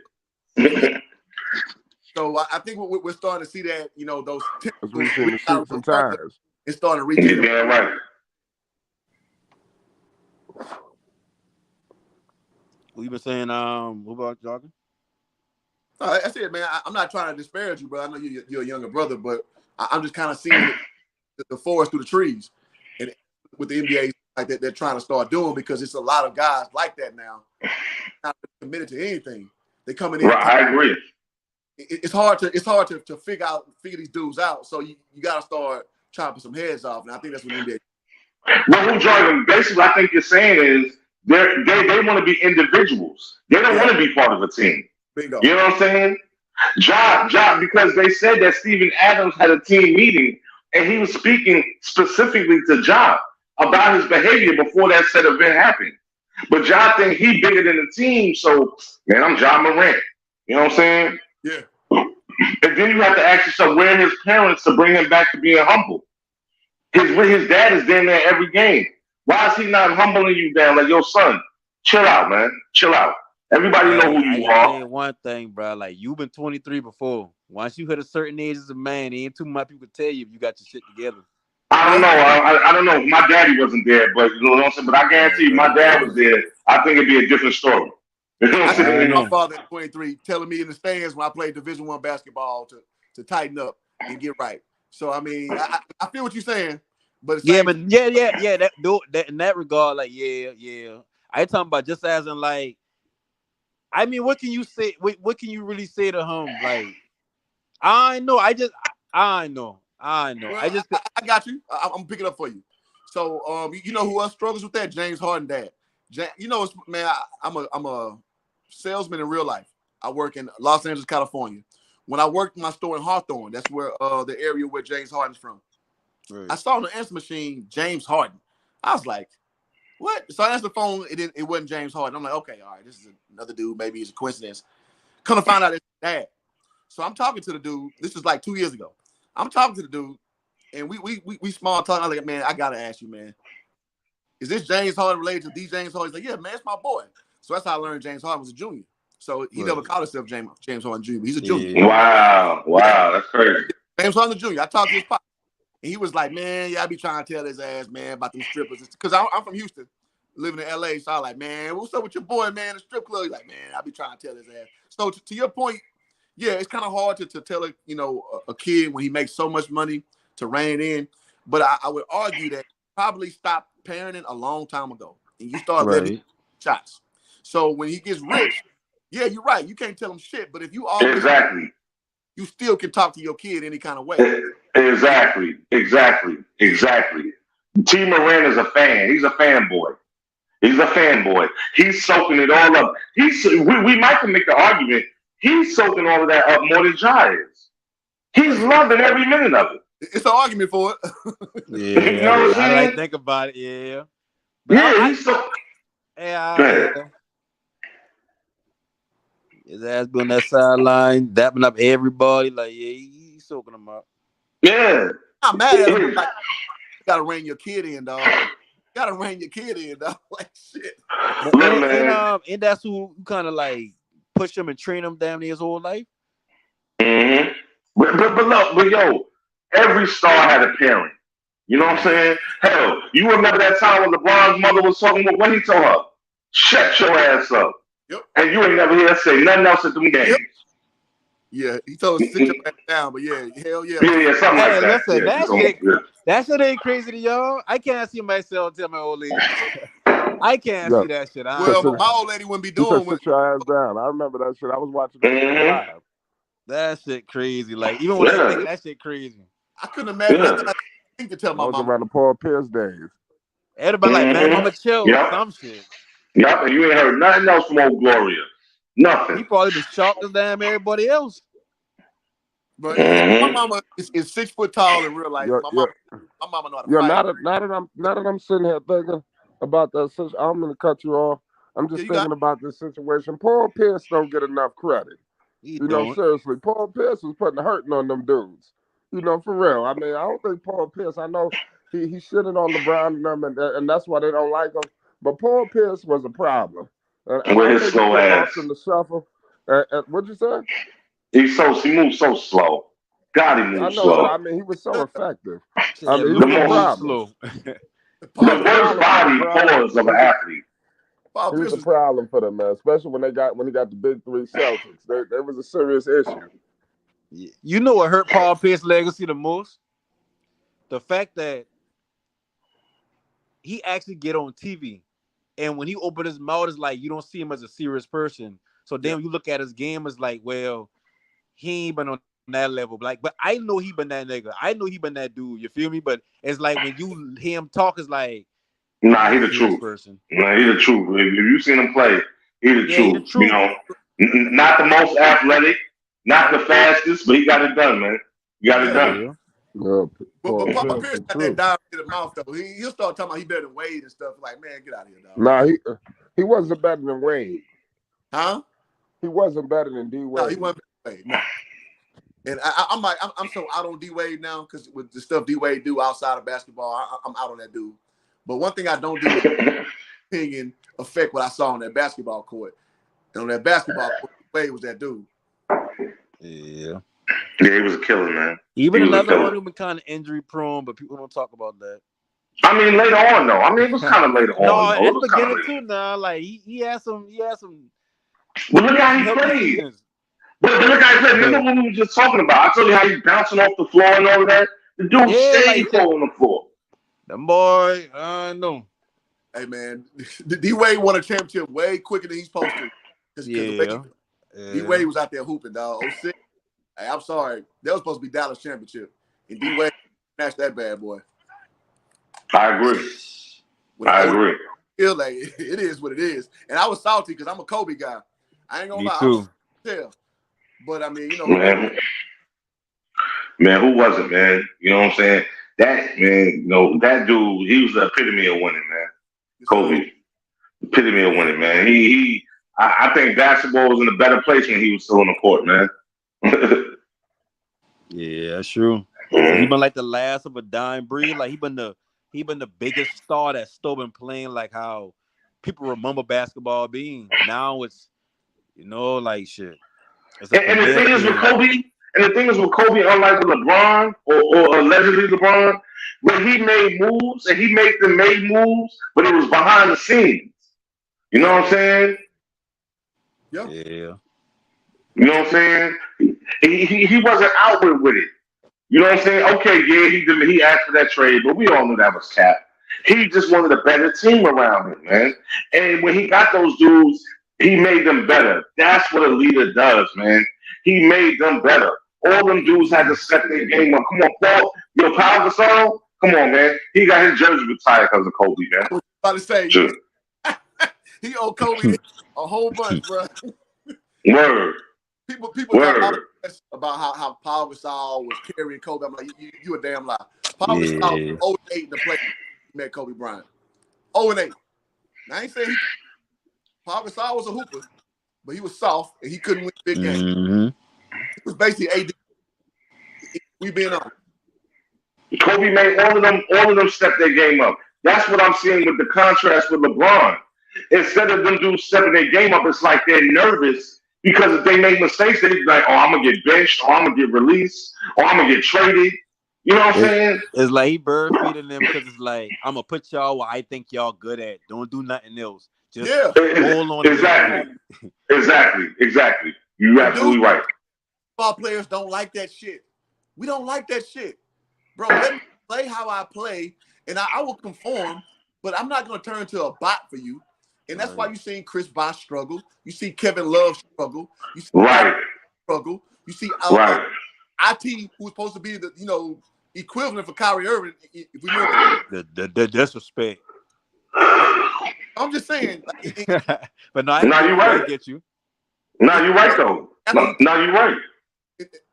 After you play with him, then you suck. But before then, exactly. I agree, bro. You're absolutely right.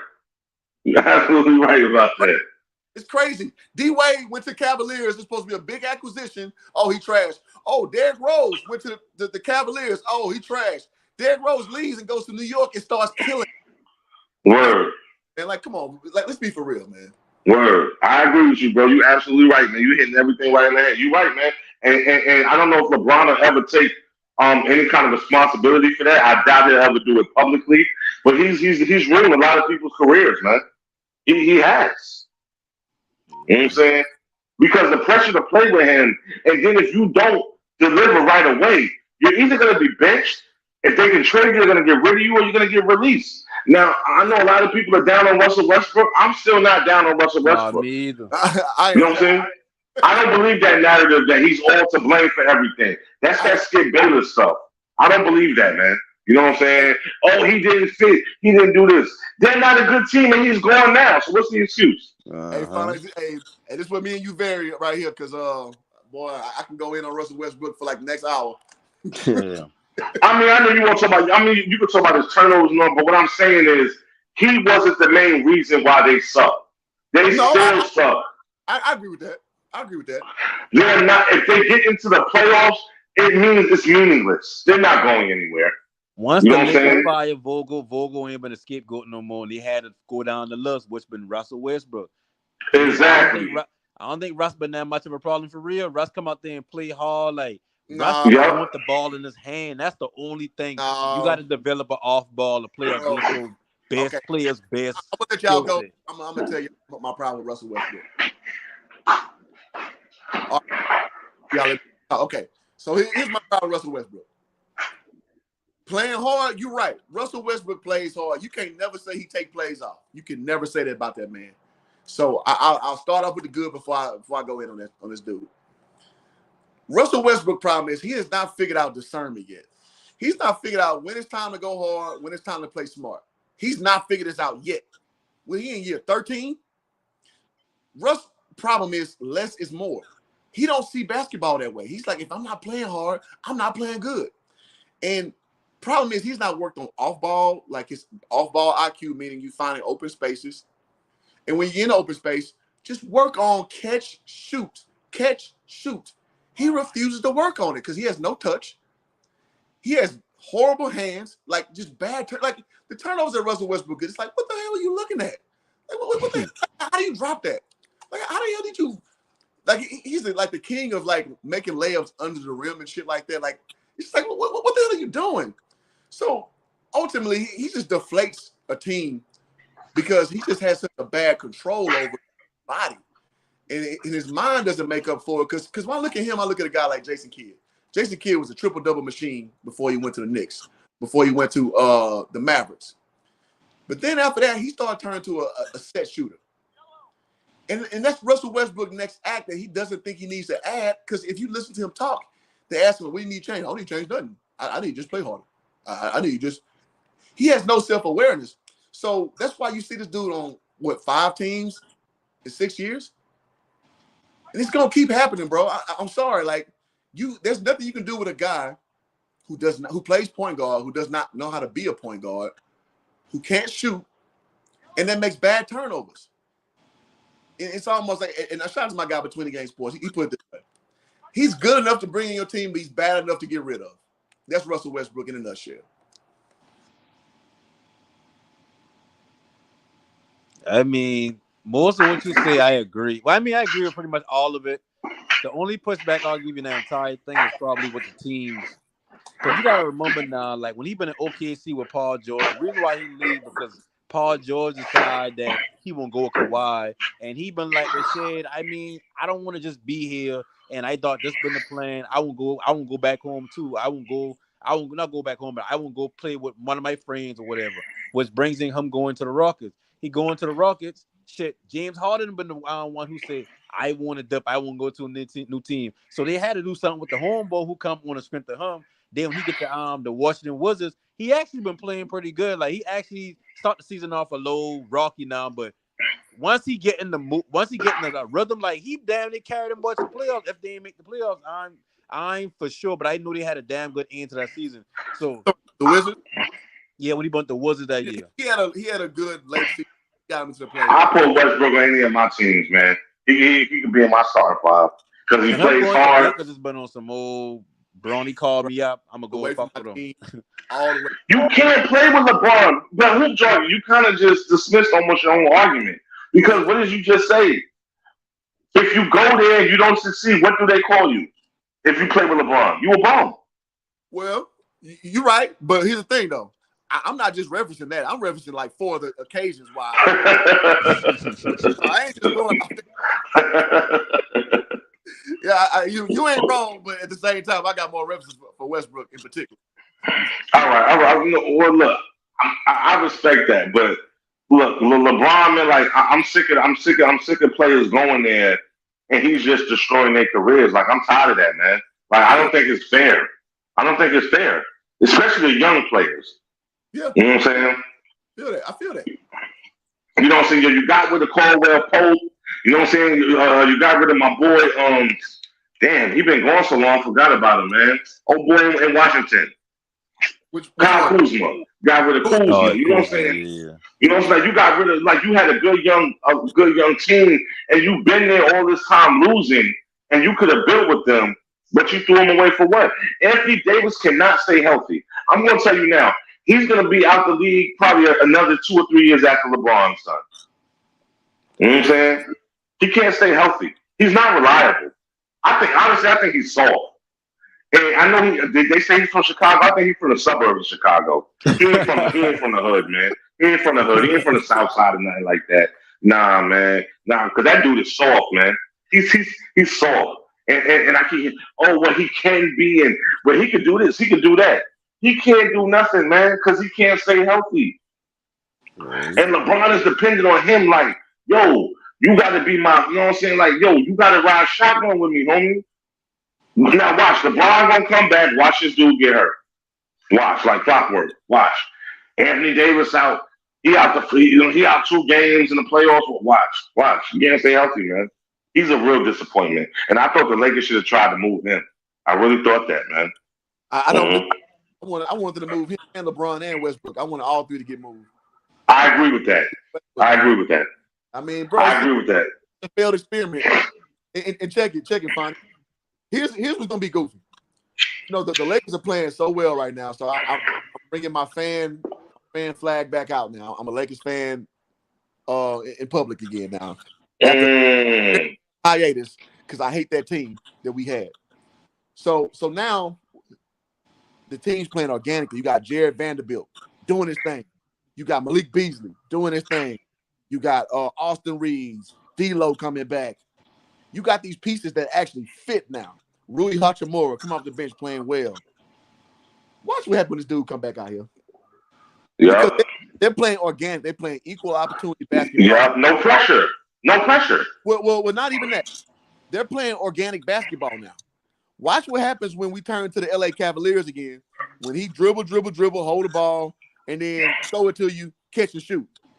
He turned guys like, freaking who's a good catcher. God dog it. I can't think of who I'm thinking about. But you turn guys into a worse version of themselves because they're not playing free. They're not playing organic. They're not using actual sets to get open. And you know what? That's how dudes like Kevon Looney will mess around and have like 10 and 15, 12 and 13. It's not because he's individually good. Kevon Looney is a bum. But Kevon Looney is smart enough to play in that system. And that's why he'll play over your boy who got traded, number 2 draft pick. Speaking of Wiseman. Well, same with Draymond. Well, Draymond plays the 3, but Kevon plays. But what I'm saying is, in that system, where else is he going, bro? Where else is he going where he'll be successful? No, what you saying, it ain't wrong. I'm just saying the specific position. Because I agree with you. Old buddy should have came in and took Kevon Looney's spot a long time ago. He should have took his spot a long time ago. Kevon Looney's a bum. But he's a bum. He's a smart player who knows the system. He plays the system well. So who's about Kamunga? No. They just trade Wiseman. Wiseman. Yeah, Wiseman should have been slid into that starting center position. But one of these little new AAU back, who it's hard to rein him in because he had those emotional problems and shit, and he couldn't conform to the stuff. So now he's on his second team, right? When I said this off rip, man, before the draft, I said the Warriors should have got LaMelo Ball. LaMelo Ball would have fixed their aging problem. Now, Jordan Poole was kind of stepped in and did that for him, but this was before Jordan Poole. I was like, they need a new young guy to come and step in where Livingston left off and your boy Barbosa left off. LaMelo Ball was a perfect fit for me, in my mind at least. And speaking of LaMelo Ball, I think he might have a chance now that Michael Jordan wants to get the hell on. I think he might get a chance now. Once they get a real owner who's really focused on winning and who can put people in there who know how to pick players. Because I think Jordan do want to win. I think he don't know how to do it. as a coach, I think Kobe would have been a horrible coach. It's just some dudes like that just don't know how to step back and let your words do the talking instead of like your moxie. You think you can just inspire everybody with just, man, get it done. What are you doing?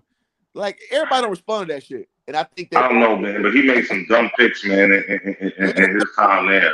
Too. Michael Kidd Gilchrist, Larry Bird 2.0 was that bum named Adam Morrison. Yeah. Mm-hmm. Yeah.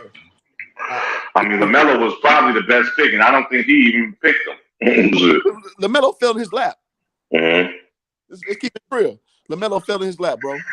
You know who a player, just to jump back down LeBron real quick. You know a player that remind me of what y'all been talking about, how when they get with LeBron is like their skill set change. Remember when before LeBron get the LA, how Caldwell Pope been playing with next to Alonzo, but like he been the scorer on the team. Then he been in Detroit before that, he been kind of a scorer on the team. Yep. But now it's like his entire, even without LeBron, his game still catch and shoot, feisty defense. That's crazy. That wasn't his game. That wasn't that dude's game, bro. Yeah. That's why he's saying that's it crazy. Like one player can change an entire roster's game if you want to. Check it. They let Chris Bosh turn to a catch and shoot guy. Like I don't know if y'all know Chris Bosh my age. He from Dallas. I'm from Houston. I remember Chris Bosh's career vividly.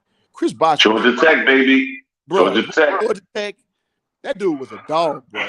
Now he's a little soft in some capacities, but I'm about to say a soft Kevin Garnett. But yeah, a soft Kevin Garnett, but he's still 22-11. Right. That's who Chris Bosh was. That dude made Chris Bosh turn into basically like a what's my man name? Joe Smith. With Joe Smith turned into like a 3-point guy. That's what Chris Bosh was relegated to, playing for the Heat, bro. And then we saw when LeBron left, Chris Bosh went right back to what he was, 22-11. Like a face-up big who could do everything pretty much, except just, kind of bully somebody. That's never his game, but he was a face-up big who was smart. It's just crazy how he turned him into that. Kevin Love was like 20 and 25. He go to Cleveland, this dude. They blaming all these games on this dude, dog. Kevin Love was never a catcher. He could shoot threes. He could step out and shoot it. But he was a rebound bruiser. That's what Kevin Love was. A below the rim rebound bruiser who could step out and shoot that three. Then you took that whole element of his game away, where now he give you like 15 and like 8. It's like, dog, that's not who he is, bro. Yeah. That's not who he is, bro. So it's just to your point, it is funny how you metamorphosize guys, and then when they don't work out, it's guaranteed not to work out. Spoiler alert. And then you just throw them to the side like these dudes just trash, man. Like that's just so wild to me, bro. It is, to me too. And it's like, it's the nerve, man. It's the nerve because, we got LeBron, so we guaranteed to win. No, he's not Jordan and he ain't Kobe. No, you're not guaranteed to win. You know what I'm saying? 4 rings in his career, you can almost call it shameful. You know what I'm saying? Or you can almost call it 10 finals appearances. And I know we can make the argument he dragged this team there, he dragged that team there. But still, man, come on, that's shameful, man. That's shameful. I mean, if you the GOAT, bro, you supposed to dominate with rings. I'm sorry. Especially with all that player mobility that's on your watch. That's a fact. That's a fact. Now, I'm not gonna say that. I'm cool with LeBron being player mobile. Like, man, more power to you, bro. But don't walk around saying you the GOAT. Because I mean, the fans say it and he said it. So I'm like, the GOAT, you should be dominating people. Yeah, but you know who's drugging? Excuse with everything. But you know who drugging? I'm not cool with it. And I think that we're seeing now it's a problem with these players moving from team to teams. Because no, they're not getting the championship they expected. Kevin Durant is not going to win a championship with Phoenix. It's not going to happen. You know what I'm saying? He can't stay healthy either. They're not going to win the championship. I like teams like Boston. I like teams like Milwaukee, Memphis. These teams, Denver. These teams that are Golden State. These teams that are sticking together. They're bringing pieces in, but they're keeping their nucleus together. Yeah. You know what I'm saying? You got Jason Tatum, Jaylen Brown not being traded. No, we're not breaking them up. We're not doing it. Don't even ask. You know what I'm saying? That's how you do it, man. You know what I'm saying? Yeah. I mean, that's what the Bucks are essentially. The Bucks are doing that, keeping that nucleus together, keeping Giannis there, and I do appreciate all this running. All this running because again, and we have to say it, is this generation. I'm butthurt. So now I want to go to this team. Now I want to go, and trade me to a so-called contender. And you get to a so-called contender, and then y'all fizzle out. You don't even do nothing. James Harden, Kyrie, Kevin Durant. They're not winning the ring. I mean, all three of them. Kyrie had a chance. I feel like Kyrie's best chance of winning the ring without LeBron, but in that first season without Boston. Because you remember they go into the Eastern Conference Finals and he get injured in the playoffs. Mm-hmm. So it's like, I mean, shit, the list been cool, but like if you look at every player that ever played next to LeBron, the only player LeBron allowed to beat him, and he continue to still beat him to this day, is Kyrie. Like at certain forces, you can't just stop and say, Kyrie, you're gonna be catch and shoot. So it's like, I mean, I know, man. I can't wait to let LeBron get back with the team that they got now. I will see if I know what he's talking about, because I know it ain't gonna go right. I know LeBron gonna have players feeling like, man, shit, we've been doing straight without you, Big Bubba. You gotta sit your ass down. Yeah. Mm-hmm. Mm-hmm. I mean, because they look, again, man, I'm a fan of organic basketball. I don't care what the team is. That's why I hate watching my team, a.k.a. the Lakers, play previously, the previous iterations, because it's just slow down, contrived basketball. LeBron shooting too many goddamn three-pointers. It's an eyesore to watch. So what I see now is what's more conducive to winning. And to the point, I just really wonder, how's it going to look when we start, when we start ingratiating LeBron back into this. I didn't even mention this. He's no defense playing ass. Right? This dude don't play no defense. He don't play no defense. If you watch him one pass away from this, that means when one pass goes the opposite direction, you're supposed to basically, one pass away, you jump to the ball. This dude standing straight up, looking side to side. This dude ain't got no clue where his man is, what the ball is. And so what usually happens is they take advantage of that and they run somebody damn near through his face, meaning somebody starts to face cut him. they cut it in front of him, and they usually get a bucket, or they cut behind him because he has no clue where his man is. This dude is lost, bro. And then you see it, and then like when he doesn't get his calls on the offensive end, he stops, look at the referees, put his palms out, like where my call at. Meanwhile, basketball going on the opposite direction. He does that too much. I'm not saying do that. They do. He does it too much. Well, Jordan, just go for the Clippers, bro. Leave them, man. Go to the Clippers, bro. No, I'm gonna state my displeasure. I'm not spending $1 on these bums, but until I see a product worth supporting. Yo, how long you been in LA, man? Huh? How long you been in LA? 3 years, bro. How do you afford to live in LA? Do you sell drugs? You pimping? This nigga said, What's going on? I found me a girlfriend and we live together. Yeah, LA. But it's tough. I heard rent in the hood is like $10,000 a month. damn. It ain't like that, but it's like that. Word, like LA, B. Hey, Memphis is up 51-47. 7:45 left in the second half. Man. There you go. Let's bring it back to what we doing. Hey, I got a question for you, Hoop Jogging. I think I done asked you this too, Phonics. Who you got in their prime? Who you got? Clay or Reggie Miller? Ooh, Clay. Yeah, Clay. And I'm gonna say this though, with all due respect to Reggie Miller, because Reggie Miller was a dude who was not given a lot of physical gifts. Reggie Miller was slow as hell. He can't dribble. He ain't got no bounce, but he can shoot the hell out of it. He had heart. Mm-hmm. Yeah, he used to kill my Knicks. He used to kill my Knicks. I love Reggie Miller. Don't get twisted. I love Reggie Miller. But if we're being honest, Clay does like damn near everything better than Reggie Miller, except have individual film. Because we saw Reggie be the number one. We never seen Clay be number one. But other than that, right. He does everything better than Reggie Miller. Clay should be a top 75 player though. That's BS. Nah. That's BS. That's BS, man. I don't think he's top 75. And like Clay suffered from just exactly what Hoop Jogging just said. He ain't never been the number one. And when we do see it, it's like in small spurts, like when Kyrie out.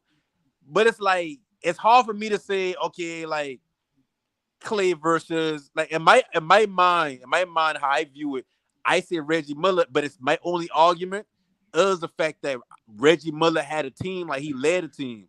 But you know what I mean? If that ain't a strong enough argument for somebody, I can understand it. But for me, it's like that's comparing two different levels of players. Like you don't ask Clay to do that much, so it's like, do you hold that against him, or do you say, oh, he got to eat what's on his plate? Yeah, it's tough. It's tough to evaluate. Yeah, I agree with you all the way, bro. I don't know, man. I think Clay just got more in his bag than Reggie had. I mean, oh hell yeah, no, you're absolutely right. I mean, Reggie, yeah, like, shooting. When you say in his bag, what you mean? Like what you mean? His whole skill set, like everything, every measurable. He dribbled. I know you've been a better defender. I'll give him that. Clay is a better defender.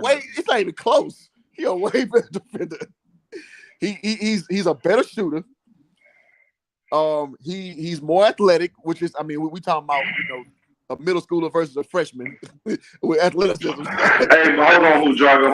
I don't think we being fair, man. And I think Wody number 2. I think he kind of effed us up because we're talking about two different generations of players. You know what I'm saying? Two totally different generations of players. Players are bigger, stronger, faster. They're more skilled today than they were then. I mean, that's just a fact. I'm gonna put this back in your plate.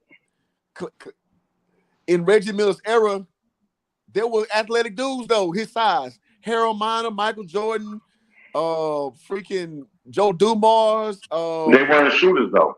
Isaiah. They weren't shooters. They weren't shooters.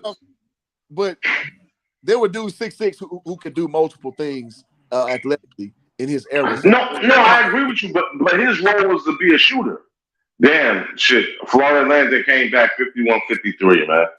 Memphis. Well, but he also had his sister Cheryl to compare to. Cheryl was all Yeah, she was. And she was fine at one time, too. I don't know what happened, but go ahead. I thought she was fine at one time. But good. Okay. Hey, I like the big girl, Candace Parker, man. Man, I'm trying to shoot my shot at Candace. Candace is fine, man. She fine. I know she don't like dudes no more. Yeah, I know, man. Be present. Yeah, man. Yo, Liz Cambridge. Yo, Liz Cambridge, you play with Las Vegas, she's a dime, B. What? I don't know if she ain't no dime. I wouldn't go down, but she look good though. She better be Nah, she's fine. I wouldn't go down. Yo, go to Instagram. That's all I say. There was some decent WNBA players, not her. Yep. I forgot Nice. who her name was. She played. Who girl that be on ESPN? I think she dating Porter Jr. now. You said Liz Cambridge. Cambridge? Liz Cambridge. Look up this lady, man. She fine. Ain't no dime. Ain't no damn fine. I mean, she ain't no ugly girl, nothing like that now, but I would call her. not about no dime now. Man, you crazy. I'm gonna tell you a dime. She's attractive. She's closer attractive, to a but dime. Skylar Diggs is closer. You crazy. Like D.D. Richards is closer to a dime. If I had known them boy name as one, I might see that she like Skylar Diggins, like she been that. Yeah, for sure. Oh girl, what's her name? Who's on ESPN? Ncaa, the Nigerian. Yeah, she fine.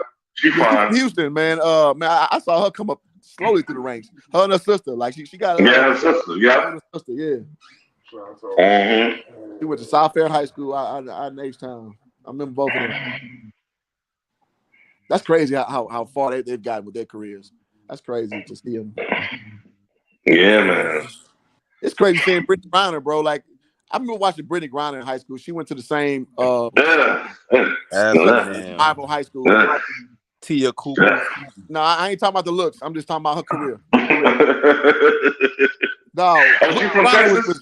Yo, check it though. Brittany Griner was dunking on bras like in high school. I'm just like, and she was drop step dunking on bras. I'm like, yo. I didn't know she was from Texas. I didn't know that. She's from Houston, bro. She went to Memphis High School, which is a rival school to my school, Eisenhower. So I saw her, I'm like, man, this girl gonna be different, bro. So it's funny how politically how she's become a person. But I remember when she just was like coming through the ranks, man. And like I used to date a chick who used to coach her in middle school. It's just crazy to see her come to where she is now. I haven't seen it from inception. Yeah. She said she's playing this year. You said what? She said she's playing this year. Yeah, she signed a 1-year contract with the Phoenix, whatever. Mercury. It's crazy because I know a lot of the team names. I just don't know none of the players. I follow WNBA. Yo, they could ball, man. You know what I'm saying? They could ball. You know what I'm saying? And you know what pisses me off? Women will watch men's basketball and know the players, but they don't know none of the players in the WNBA. Like, that's messed up. No, but you know, arguing about equal pay. I'm like, you don't even know. Name 7 players in WNBA. Go. Like, come on. Right. but that's my biggest gripe with that argument, right? Because it's like you saying, oh yeah, y'all need to support women's basketball more. We need to make equal pay, but it's like there's more women in the world than men. If all women supported all women and everything they done, it'd be no problem. I promise you, LeBron James contract would be handed up to Candace Parker. Mm-hmm. It's 2 million more women in the United States than men. So right. if they really was on their square and back they talk up with their actions, it would be no problem getting WNBA players paid. It'd be no problem. But instead of understanding simple math, it's like, okay, let's blame the dudes. Let's blame the NBA players. Let's blame. It's like, bro, there's nobody to blame. But women empowerment should extend to everything women do, not just because she got a nice dress, because she got I agree. She can fix hair, whatever like that. Should be everything. Call out, like, take accountability on certain shit like that. Like, that's the only crap I got about that argument that the WNBA made. It's a disingenuous argument.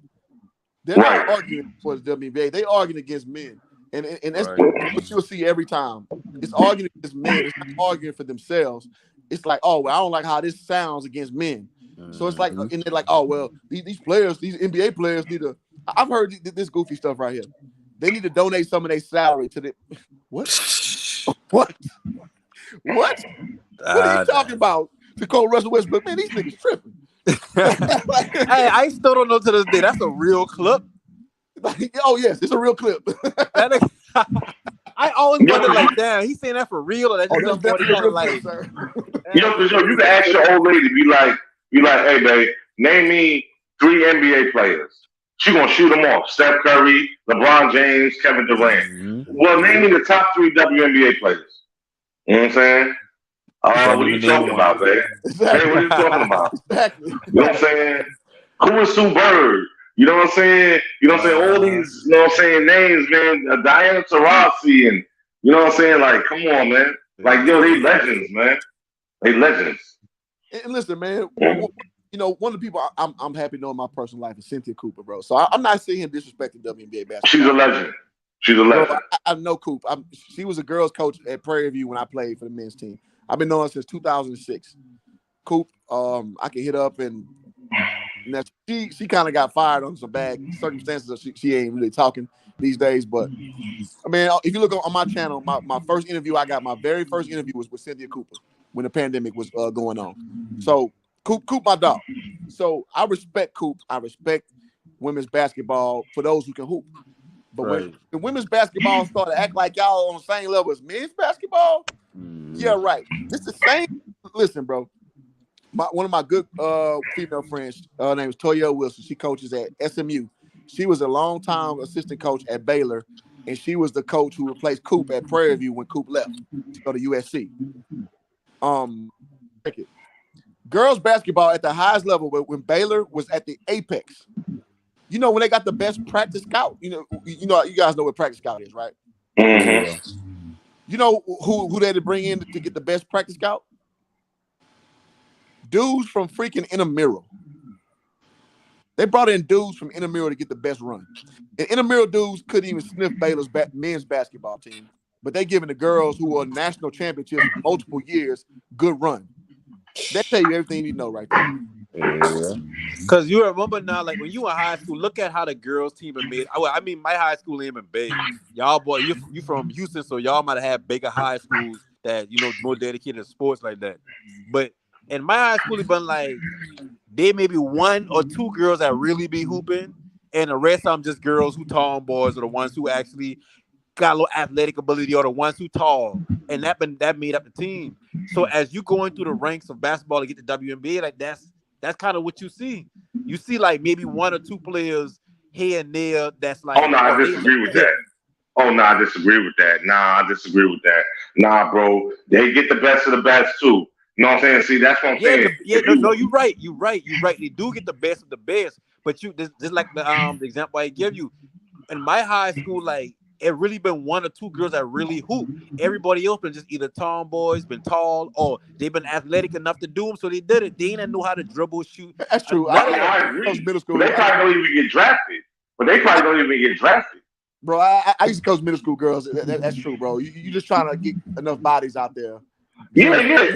He said middle school. It depends on where you're from. I'm from New York. I'm from New York City. One level up though, bro. It's like you just trying to get bodies out there. Yeah, I mean, I see that at every level under college and whatnot. Like shit, a lot of girls don't play basketball. That's the truth of it. You know what I mean? Well, not where I'm from, they ball.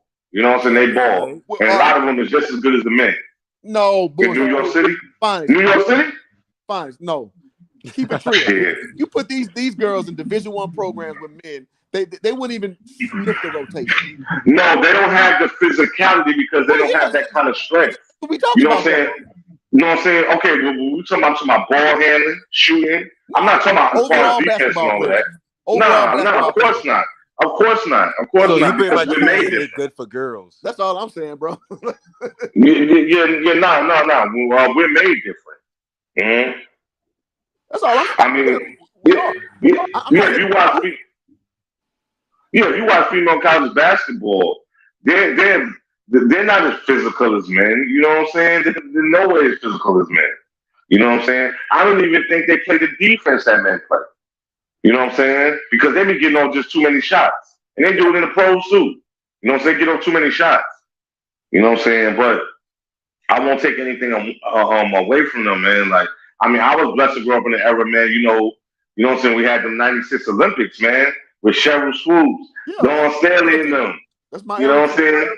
Yeah, man. Yeah. You know what I'm saying? The level of talent they've been playing at other country women.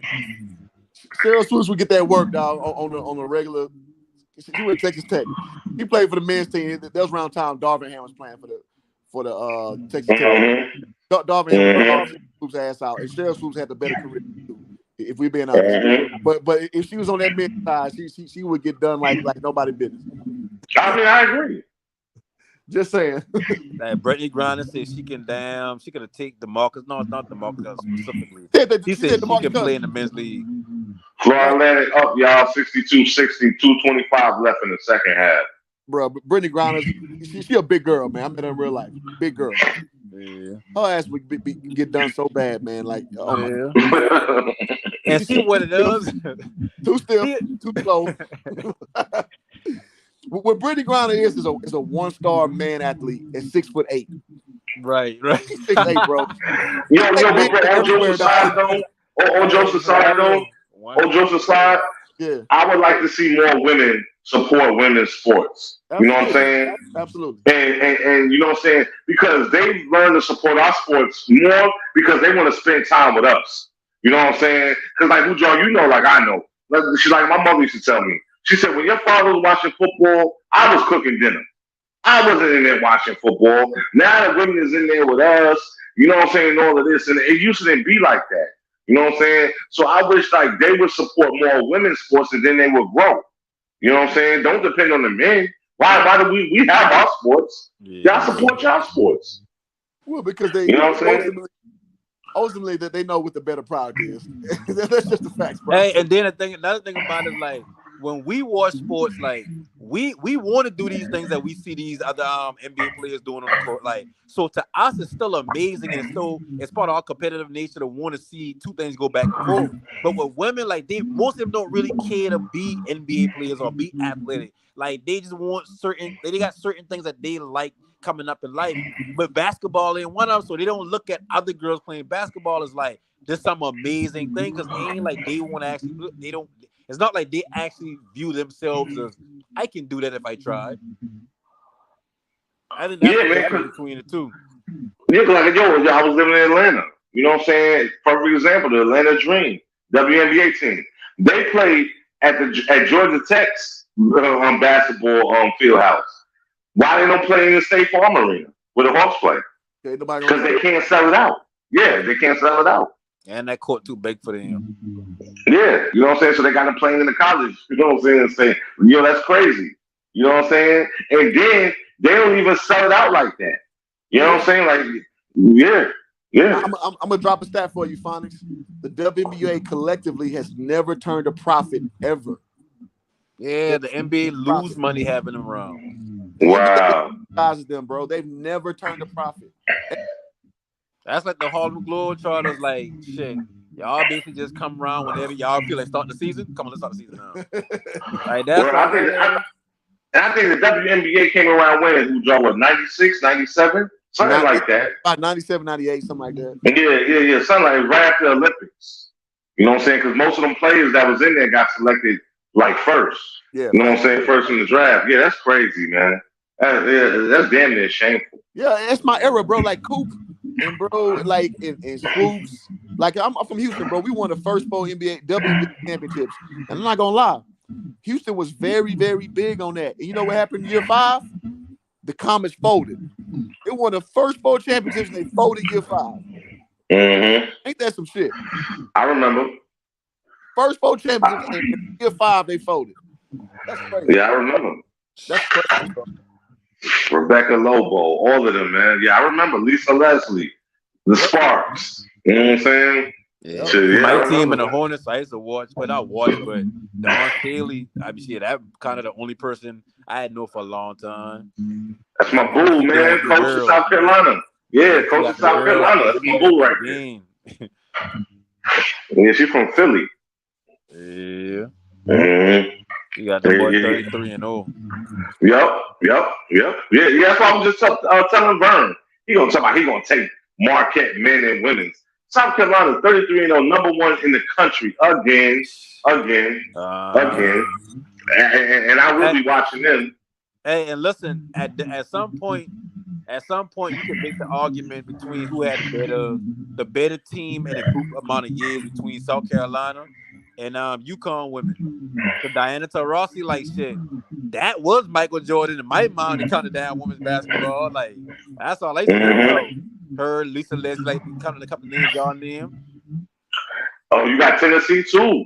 You know what I'm saying? When you had Candace there, man. Yeah. With Pat Summitt, man, may she rest in peace. You know what I'm saying? It was a force, man. Yeah, I used to watch them.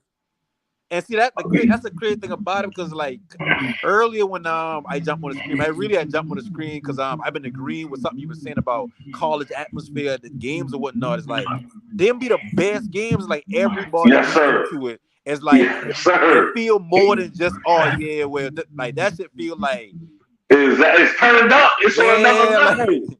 It's on another level. Yo, college basketball and football games, they got the best fans.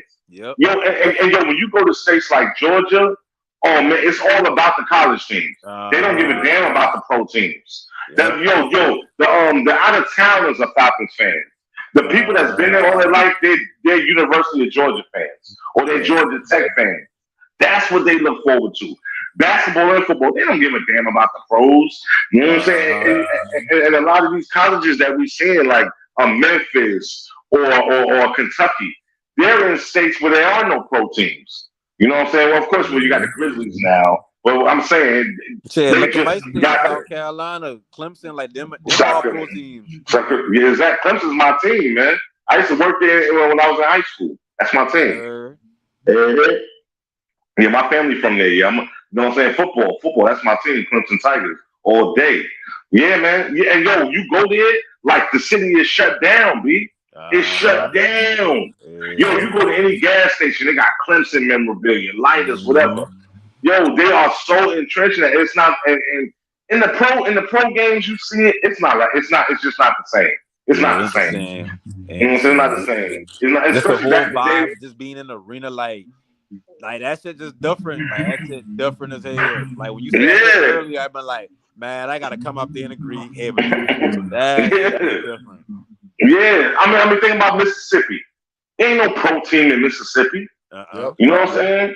So they root for their college team. Yep. Same thing with Louisiana. Okay, yeah, you got New Orleans. Everybody don't live in New Orleans. Louisiana's a big state. You got Baton Rouge and all them parishes. Everybody don't live in New Orleans. Shreveport, yeah, exactly. You know what I'm saying? Yeah. You know what I'm saying? So, you know what I'm saying? Yeah, Ohio. You know what I'm saying? Okay. You got Cincinnati and you got Cleveland. Those are on two different sides of the state. And so people got Ohio State. That's what they ride with. And you know what I'm saying? And stuff like that. Yeah, man. College teams, it seems like people they be out there, man. They be out there. You know what I'm saying? Shit. For real. You know what I'm saying? I can watch an NBA game on TV. Like, I done been to NBA games. It's like you got a lot of people that probably did just because it's an event to go to. It's a family thing. It's whatever. But you get in that college arena, it's like everybody that has somebody that been to the school or go to the school or grandmother graduated from the school or something. Yep. You see old ass people out there. Yep. With their gear on, rooting for their team, man. Like I'm looking at this game right now. It's packed out there. I don't even know where they at. I don't even know where they at. And they travel too. Yes. Shit, I watched Michigan State earlier. They said, dude, Joey Hauser played for Michigan State. His brother plays for Boston. So I forgot where Boston was playing. But they drove 12 hours to watch him play in Ohio. You know what I'm saying? They drove. They ain't hop on a jet. They ain't fly, bro. They drove. You know what I'm saying? Well, listen. They drove. 12 hours, boy. No matter how you got 12 hours. That's what Yo, 5 seconds left, man. Second half. Memphis 65. Florida Atlantic 64. They was on the ground. Memphis tried to call a timeout. I don't know if they got it through yet. Timeout. Oh, then it says still. Oh. I don't know if they got a timeout. You know what I'm saying? Penny talking to them right now, man. 5 seconds left, man. Everything is on the line right now. This is what it's all about, man. March Madness, man. March Madness. Hey, it was almost a steal. Penny need to go a little further than just the first round exit or second round for her sake, because he about to get that title. Got a big name, and I mean, you get good players, but can't coach. Well, you know, he had got them infractions from that James Wiseman situation and all of that. Now, you're absolutely right. And unfortunately, college basketball is the same as the pros. They're going to get your ass out of there. They got Patrick Ewing out of there. They fired him from Georgetown, unfortunately. You know what I'm saying? Somebody else has got fired too, a high-profile name. Well, Jim Boeheim from Syracuse. But he was he there retired. 47 years. But that was a nice way of saying that we wanted you out of there. I'm about to say that like that. He does say he been retiring, but it been kind of weird because he been like, oh no, I had said it last week already. And FAU it's like gets the ball. It seems like they pushing him out. What you say, Jordan? FAU gets the ball, man. With the oh, damn. Let's go. Let's see how it shakes out. See, this is what it's all about, y'all. When it's down to the wire, man. This is what I love, man. You know?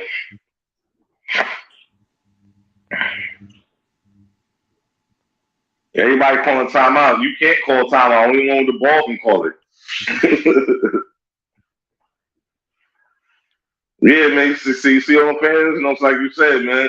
See all them parents out there. They got their Memphis on and their FAU. Like, they come to support. You know what I'm saying? They pay the money for them tickets, man. And that's what it's all about. That's it. Ain't nothing like it, man. Ain't nothing like it. You know, if I'm alive next year, man, I'm gonna take me a trip to one of these little local towns and cities, man. I'm gonna catch a tournament game. I don't care who's playing, man. Because if the atmosphere just look turned up. You know what I'm saying? It looks just turned up, man. You know, everything is peaceful. Everybody cheering for their team. You know. Yeah, I be going to see College of Charleston. Them boy play down here. Them boy games be jacked. They just get put out though. They had losing the first round, but them boy Charleston, South Carolina. Huh? Charleston, South Carolina. Yeah. Memphis with a timeout. Last timeout. FAU has the ball with 5.5 seconds to go. Okay. Yeah. I got the same. Yeah. I'm on time with you. What seed Memphis is? 8th. Florida Atlantic is 9th. Oh, well, I ain't gonna be no upset, but I still expect respect for the boy to be. Oh, he got in. Uh-oh. 2 seconds left. Oh, Florida Atlantic won 66-65, man. 66-65. They let Buddy get in with a layup, man. Oh, they in Columbus. Damn, man. I know that hurt. FAU layup. Oh, man. And Memphis get their half-court heat blocked. Ball game, FAU. They mad, too. Ball game, FAU. Damn. Buddy drove to the lane, caught it on the right corner, and just drove middle. Nobody there to defend, man. What a way to go out. Because I'm going to say this. Memphis lost because the tie-up, Penny's son dove on the floor, got the ball, called timeout, but they said it was a tie-up. Mm-hmm. He got the timeout before they tied the ball up, man. I think he did, too. Oh, that's a tough way to go out. Oh, that's a tough way to go out. Yeah, Buddy hit you with a layup. Like, I think Penny should have called up something better than that. I mean, the obvious was they were going to the hole. I didn't think a 3-point. I didn't even think that was an option. Yeah, they were down 1. Yeah. You know what I'm saying? Damn, man. What a way to go out. I know that hurt. Word. So when he hit the layup, I'm a little cynical. I'm a little cynical because I got sent home both of my years playing D1 ball. So it's like I feel bad for him, but at the same time, I don't feel that bad for him. Ain't nobody feel bad for me. Yeah, he look mad. He look hot, boy. Should you be all right? He be all right. And he stormed off the court. That bitch stormed off that bitch. Your boy went through some dark days back then, bro. Like, it be all right. Hey, yo, I can only imagine, man. Because I'm a sore loser. I just started a fight or so. I just tried to start a riot. You know what I'm saying? I'm not dapping you. I probably just smacked you in the back of your head. You would have swung on me. I'm doing some shit like that. Like, I ain't going out like that. Nah, man. I'd have beat up the mask out of fun. it hurt for a little bit, but then here's the reality. You got some spring break left, so you mosey on over to your spring break location and hop up on some bras, and then it's all. You see a lot of hoopers that are like ball players who be on spring break. It's almost like it's messed up. Hey, Jordan, watch it. Hey, Jordan, watch it. Yo, Flight, wake up. I'm tired of running your because I'm gonna start talking about some real fuckery. I'm gonna really get into it, and okay, you know what I'm saying? Think about the replay because you know what I'm about to talk about. You know what I'm about to talk about. Last name starts with a B, ends with an L. Here you go. Oh, that's crazy. Hey, Memphis just lost. Here you go. Man, that's crazy. Memphis is blowing. Yeah, I'm just glad Penny had all his players that was healthy and active. You know what I'm saying? Because we know some teams that they ain't got no players to contribute nothing because they're going to be out for the next 3 to 4 years. You know what I'm saying? Go ahead and block him. Go ahead. Go ahead. I'm done talking anyway. Go ahead and block him. Go ahead. Yeah, so Memphis still down got sanctions on them? Oh, no. No. I was talking about the Bulls with Lonzo. No. Absolutely not. Yeah. I tell you, the next time we see Lonzo, it could be in a new uniform. And yo, I'm gonna have this hair transplant surgery. I'm gonna have me some dreads by then. I got a baldy now, y'all. I'm gonna have some dreads by then, though. Just like the young boys. Yep, I'm gonna have me some dreads with the little ponytail. But Billy Donovan said that man. He said he respects his resilience. One Lonzo. He said he's been nothing but a trooper through all of this. I said, oh yeah, they about to get rid of him. That sounds deeper than just getting rid of him. That sounds like resilient. Like shit. That sounds like we know this the end of your career, but it's like we see fight that you fight. Yo, go on ESPN.com. You'll see it. Yeah, because they're gonna have to move him regardless of what happened with the surgery. Because he got a player option after next season, and you ain't playing 3 years. Like they're gonna try to move up that contract on that last little $20 million they owe you for that year. They might pay you it and then hope for you not to get injured. Facts. And that's why I be saying, man, like the more y'all give Sky grief, but Sky said this shit from the beginning, like he's glad he gone because they know this was gonna happen. That's why they ain't give him the money. Yeah, that's my dude. That's Willie number 1. You're Willie number 2. Now, where are you from originally? Charleston. You were Geechee. That's why you sound like that. You were Geechee. Yeah. I was trying to figure that shit out. Yeah, he's a fucking Geechee. I was trying to figure out why you talk like that. Okay, you a damn Geechee. Okay, he know what it is. Eating rice and shit all day. Yeah, I'm trying to figure that shit out. Hey, listen, when you say rice all day, I'm about to be like, I'll be eating outside and think like, yeah, I eat a lot of rice. Yeah, you a Geechee. Yeah, you in the lower state, man. Yeah, that's what's up. Yeah, I know exactly where you at. Yeah. I knew it was something. I'm like, he sound like you from somewhere. And you almost sound like you have a Louisiana accent. I'm like, nah, it's not Louisiana. Yeah, you a Geechee. Okay. Yeah, you out there. Just damn give a lazy comparison and be like, oh yeah, you're Jamaican. Oh, you from the Caribbean. Nah. They don't sound shit like us for me. Yeah, nah. My people in Carolina too. They from the upper state though. Oh yeah. Yeah. Anderson County, Clemson. Like we the only city in the state that sound like this. Yeah. Geechees, man. Yeah, man. Yeah, I had a teammate from Chucktown, man. That boy, he told like this. He won't with me, man. Hey, like shit, like even with what the name was like Charlotte, man. He from down here, but you don't really hear his accent. Oh no, he erased that accent. No, he worked on that accent. That accent is done.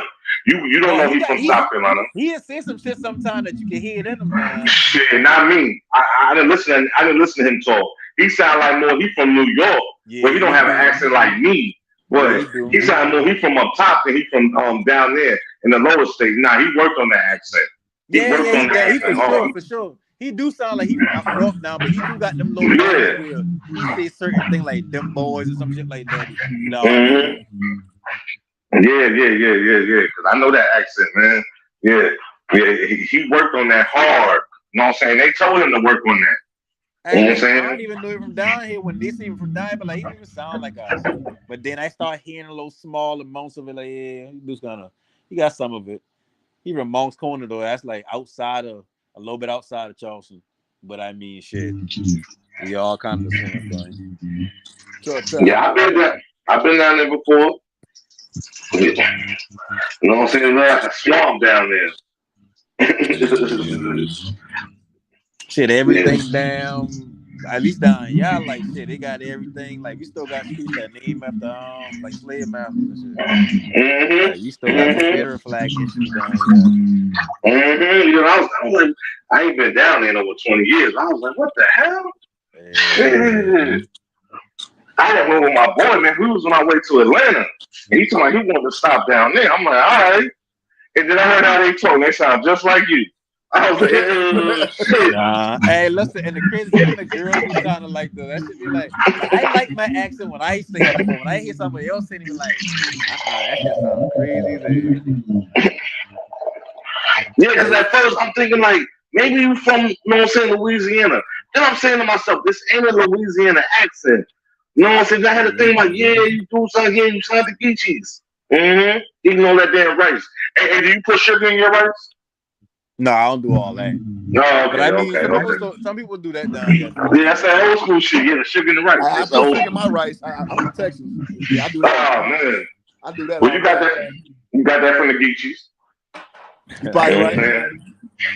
Because yo, that was one of the main things that we reparations. Like we getting that motherfucker first. Like shit, we that's what they land at. We getting something. That's right. That's a fact, man.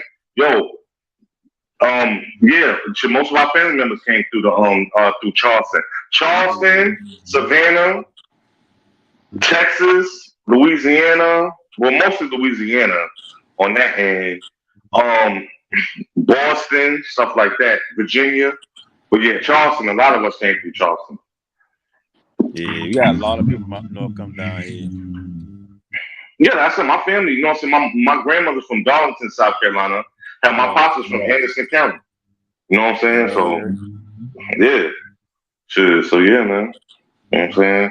But, yeah, man. Yo, it was a good show, man.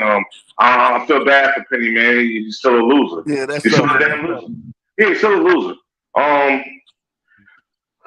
You know, it's on to the next. Like I said, tomorrow, Duke playing. Hey, Flight, what games you going to do tomorrow? You don't know yet?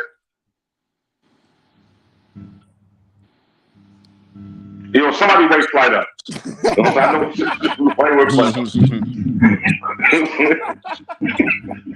Shit, what Dex and those damn Lakers are y'all getting beat up? Dex probably out there buying some ass. You know what I'm saying? That's what he's doing his spare time. Because ain't nobody giving him anything. He's paying for it. Trust me. I don't know how many times y'all see him on camera. And ain't nobody giving him anything. He's paying.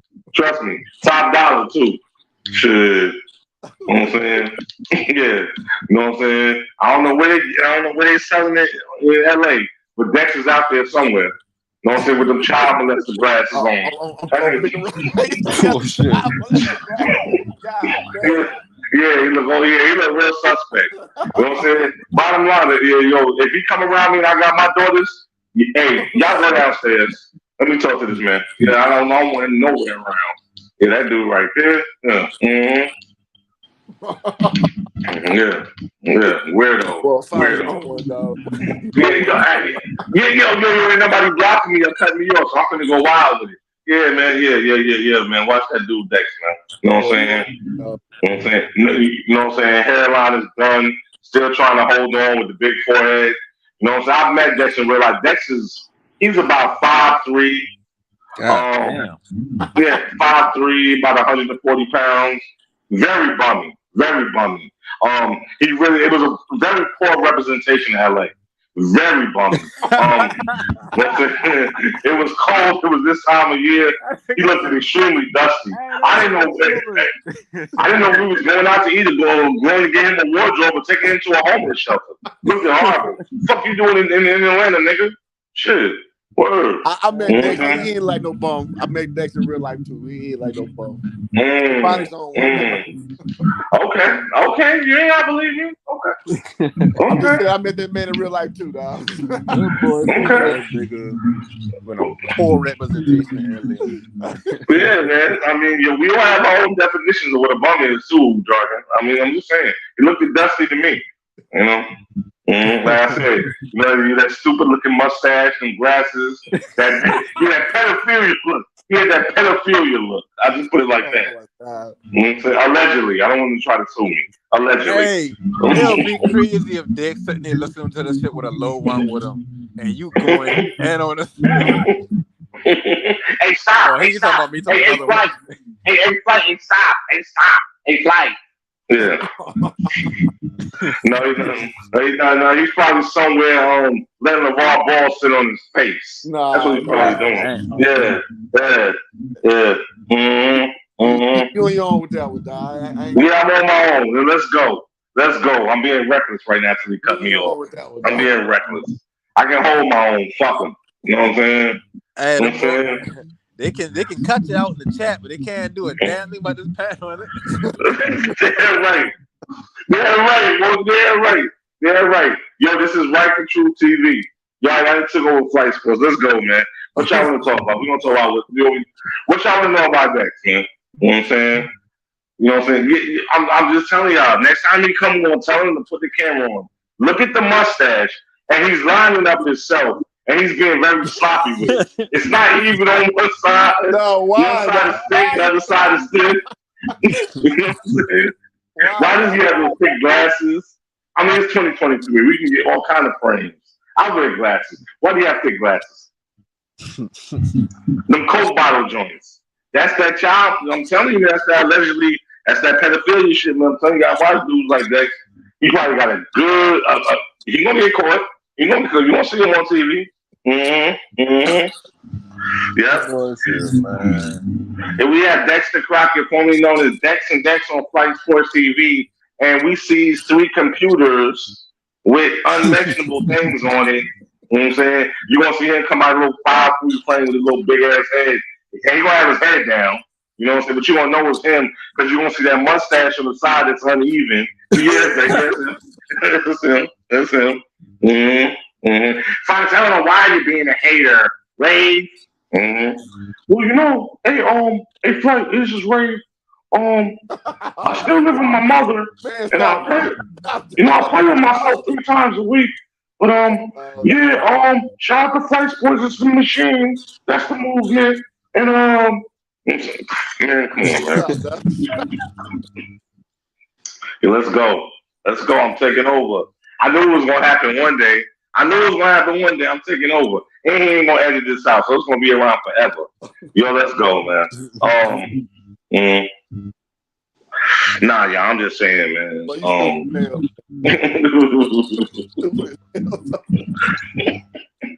Yeah, like get in the candy store soon to tell me you have everything you need. Bro, they be blocking me, bro. Yo, bro, they're kicking me out of chats. Like, I've been blocking the chat for well over a year at this point. I don't know if you blocked me. I don't think you ever blocked me. I've been blocked before several times by several different people. You know the nerve. I done been coming on Flight Sports for like over a year, right? I've never been a moderator. I've never. Not saying I want them or not. Like just saying I can't do none of them things. I block in the chat. Like if I type right now in the chat, y'all ain't gonna be able to see nothing. I want to be blocked. You know what I'm saying? Because that means that I'm saying some shit that really pierces your heart. I want to be blocked because I talk cash shit. Go ahead and block me. I'll be back. I say something about laws, so that's how I get blocked. Oh yeah, that's the cash cow, my nigga. You better not sing about that bus. And the big baller bus family. Shit, the Lonzo fanboys gonna come down on you. Shit, that big baller bus. Look, Flight got to sleep. It's on him. Hey, he has a great career. He has a great career in NBA Africa. I've said this again and again. He can open up for J. Cole. J. Cole plays over there. When he got his halftime shows, Lonzo could do the running man. You know what I'm saying? He can hype the crowd up. You know what I'm saying? His career in the NBA is done. Stop it. So in them 35 games he played at the Bulls, and he been healthy. What your assessment of him? But you feel he's been a bum at that moment, or he's just been more so? I think he's an average player at best. I don't have any. I joke a lot about him. I kind of feel bad for him though. I feel like his dad put like a damn dart on his back. You know, it's like a bullseye. You know what I'm saying? And I don't think he lived up to the hype that his dad placed on him. I think he's a very humble individual. You know what I'm saying? And I think he's a good young man. You know what I'm saying? I don't know him personally. I'm just talking about what I see. But as a ball player, he's fragile, man. All these light-skinned mulatto people. Yo, when you mixing white with black, this is what happens. These niggas are fragile. They not built like us, bro. They not built like us, man. These are mulattoes. They're not light-skinned. Light-skinned is light-skinned. You know what I'm saying? I get what you're saying. I agree with that thought too. Exactly. I have a daughter. She's light-skinned. Isn't Jason Tatum mulatto? Who? Jason Tatum. Nah, he's not mulatto. He's light-skinned. You know what I'm saying? He's light-skinned. Yeah, I've never seen his father. I've seen his mother. She's light-skinned. I mean, my dad is light-skinned, but I came out dark-skinned. But my daughter's light-skinned. You know what I'm saying? My daughter's light-skinned. Yeah. You know what I'm saying? Lonzo's a mulatto. His mother's white and his dad is a nigga. You know what I'm saying? He's a mulatto. So he was born weak. I mean, come on, look at his brother. His brother's weak. They both out. Everybody's injured. Everybody at the goddamn house. Ain't no, they're not gonna bring Jello up. He don't look like he got a little bit of nigga in him. You know what I'm saying? You know what I'm saying? Little body built up. You know what I'm saying? I think get through because I watch. Is that just basketball or is that sports in general? What you mean? Like your theory about mixed being less pure. Is that just basketball or is that all sports? No, that's in general, bro. No, it's in general, man. Yeah, with the mulattoes, yeah, man, it's a bad combination. Well, when I look at like Pat Mahomes, though, I can't say that. Pat Mahomes, he's not a good athlete. He's a good quarterback, and a lot of his quarterbacking comes from. But hold on, who Jordan? A lot of his quarterback comes from his same predecessor, who's also mulatto, Russell Wilson. What's their background in? What's their background? Well, Russell's it's like Japanese and black or something. No, I didn't mean racially. I meant sports-wise. When I was talking about, bro, it's baseball. That's why they can throw the ball like that. All these dudes that have a baseball bat, Josh Allen, they for some reason they have a great ability to throw the ball the way they throw it. Yeah, it has nothing to do with race at that point. You know what I'm saying? Baseball more predicated on even if you throwing just the first or second base, it got to be an accurate throw. Exactly, and it's that arm. Russell Wilson was a good baseball player.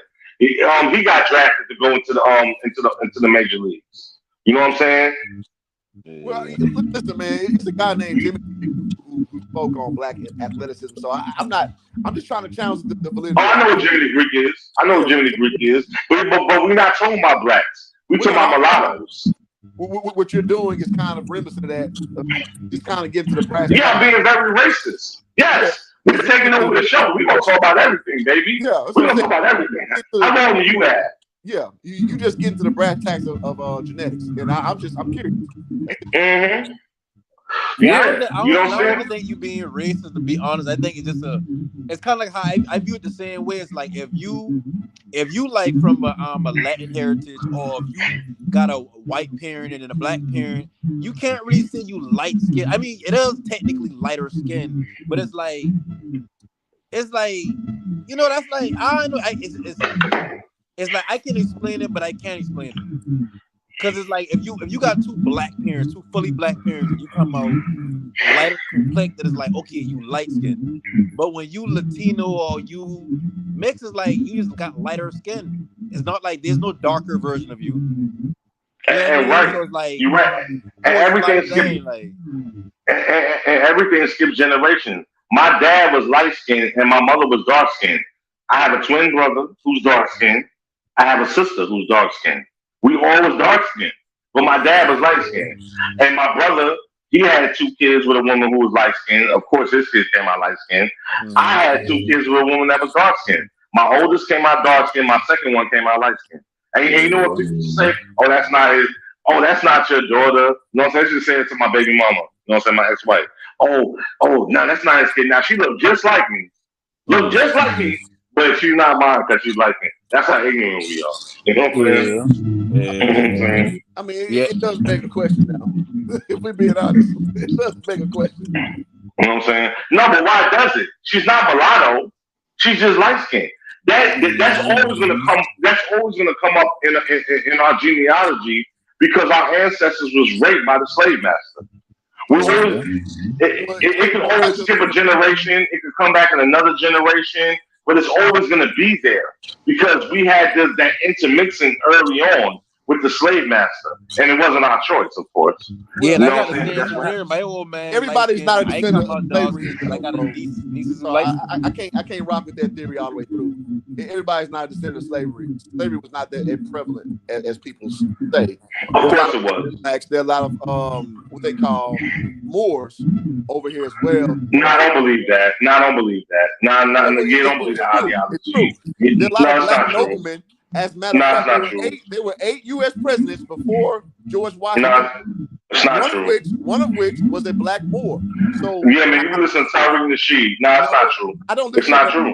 I listen to Tariq Nasheed at all. I don't like him. I don't like Johnson. It's not true. That's not documented. That's not true. That's not true anywhere. There are a lot of black people who have been here before American black slavery. Where's that documented? I've never read anything like that. Where's your slavery document? You're just saying it. No. What I'm saying is we know for a fact of certain areas in this country that we were brought through. We know that for a fact. So to say that, you know what I'm saying? And no, we weren't here. We weren't here. No. See, the thing with black people, you know what I'm saying? Black people like to change history because it makes them feel better. At the end of the day, we were slaves. We were slaves. I'm the exact opposite of that. I'm the exact opposite of feel better stuff. I'm the exact opposite of black victimhood and shit. I'm not a feel better guy. I'm a hard truth guy. All the way through. All the way through. We didn't embrace the fact that we were slaves. We were nothing else before we came here. Of course, a lot of us were slaves, but the bulk of us, well, all of us were not slaves. A lot of us were either American based or they were black Moors that had come over here too, who were here before slavery. There was no America. Don't know your lineage. People just say no, but there was no America. I'm sorry? There was no America. What do you mean? I said over here. You said America. I said over here. Over here is America, North America, whatever you want to call it. Whatever it was called, you said America. I said over here. That was what I said. I mean, okay, you know what I'm saying? Okay, so even if we do accept your argument, my thing is this with black people. They always try to change the narrative because they don't want to appear to be a part of another narrative if it seems negative. That's the day and age we live in. That's the whole thing. I heard you talking about. No, hold on. I'm gonna break it down. That's the whole thing that we were talking about earlier with the Hebrew Israelite stuff. The whole thing is this chosen people. That is the most stupidest thing to me.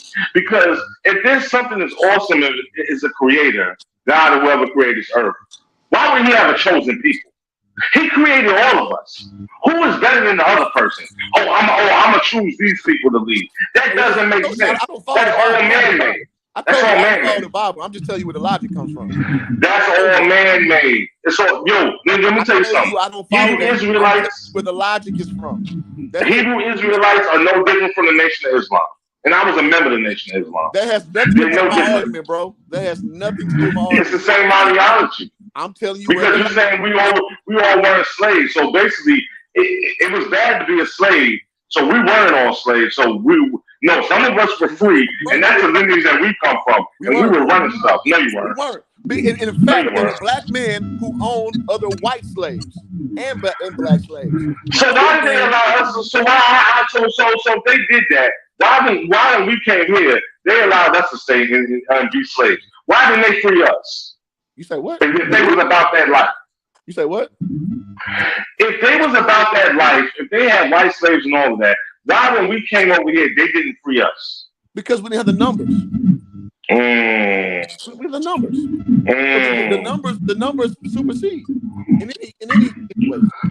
So these numbers that you're saying that they did have, you can trace back and say that these people did exist.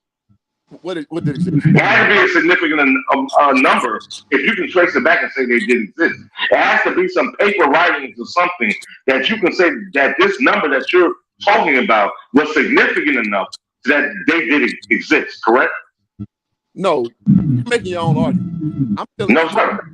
I'm telling you that all of our existence is not from slavery, from white men raping our women and all that shit. And I'm asking you to prove it. I'm asking you to prove yours. I can easily prove mine. There's documents stating. There's documents stating. Drop the document. Hold on. You're saying drop the document. Yes. There's documents stating of how we came into this country. No, of the numbers. Hold on. There's not any. Drop the document. You're not letting me finish. There's not an exact number. But we already know by the slave. Why are you asking me to quantify? Because we know by the slave names that we hold. We know about the narrative. You just talked about the narrative. You just said out your mouth the narrative. But we know by the slave names that we hold that we were slaves. I'm talking about how black people want to do this, and this. Like, no, it's actually the opposite. Most black people mirror what you say. Most black people mirror that we white man owned all this and we the descendant of slavery. We just can't never get ahead. That's what most black people say. What do you mean get ahead? Now you're going to somewhere further than I'm even. Okay, fair enough. Okay, let's take that point. Because the white man isn't my God. The white man isn't my God. I don't see the white man like that. The white man doesn't hold me back from doing anything. I have a great job. I rock with that because I believe the same thing. I have a great career. I believe that same thing. I rock with that. And I'm educated. So I don't believe the white man can hold me back from anything. All right, I come from the hood. Fair enough. And I'm a high school dropout. How about that? The average rank and file black person actually goes against what I say, and because I know this because I also went to a black college, and I be in these spaces and I hear people talk, and it's just like white man got dominion over everything you do. I agree with you, and that's bullshit. I agree with you. Who joined me? Guess what? When you talk to them again, know what you say to them? Why is the white man your God? And see what they say. Because that person, that individual, that group has to be your God because they have control over you. What you just said. They have dominion over you. Right. I agree with you. Thanks. I agree. Thanks. I don't know like that. I thought you was going somewhere else with it, but all right. Okay, bet. No, I agree with you. No, I don't believe that. Yo, we can do anything in this world, in this country that we want to do, bro. There's no excuses. There's no excuses. You know what I'm saying? I'm with you. There is no excuses. All right, I'm in common ground with you. I'm with you, bro. I'm with you. Yeah, no doubt, bro. Nah, man, we can always agree to disagree on certain things. Nah, it's never no static or nothing like that, man. Because that's true, brothers, and that's a true sign of intelligence. You know what I'm saying? To where we can sort and agree to disagree as men and just leave it at that. You know what I'm saying? That's how men are supposed to act. We're not cursing each other. We ain't calling each other names. We're not doing none of that. You know what I'm saying? You know what I'm saying? That's always respect, bro. Yeah, and that's how I prefer to do it. It's just like when you get in a space, you know how it goes. You get comfortable. Like, bro, I'm the most pro-black dude. I pledge a black fraternity, Alpha Phi Alpha Fraternity Incorporated, bro. Like I'm a part of what's called the Black Manosphere. Like I'm about bigging up empowering black men, and respecting. I'm not. And respecting. You know, I'm not.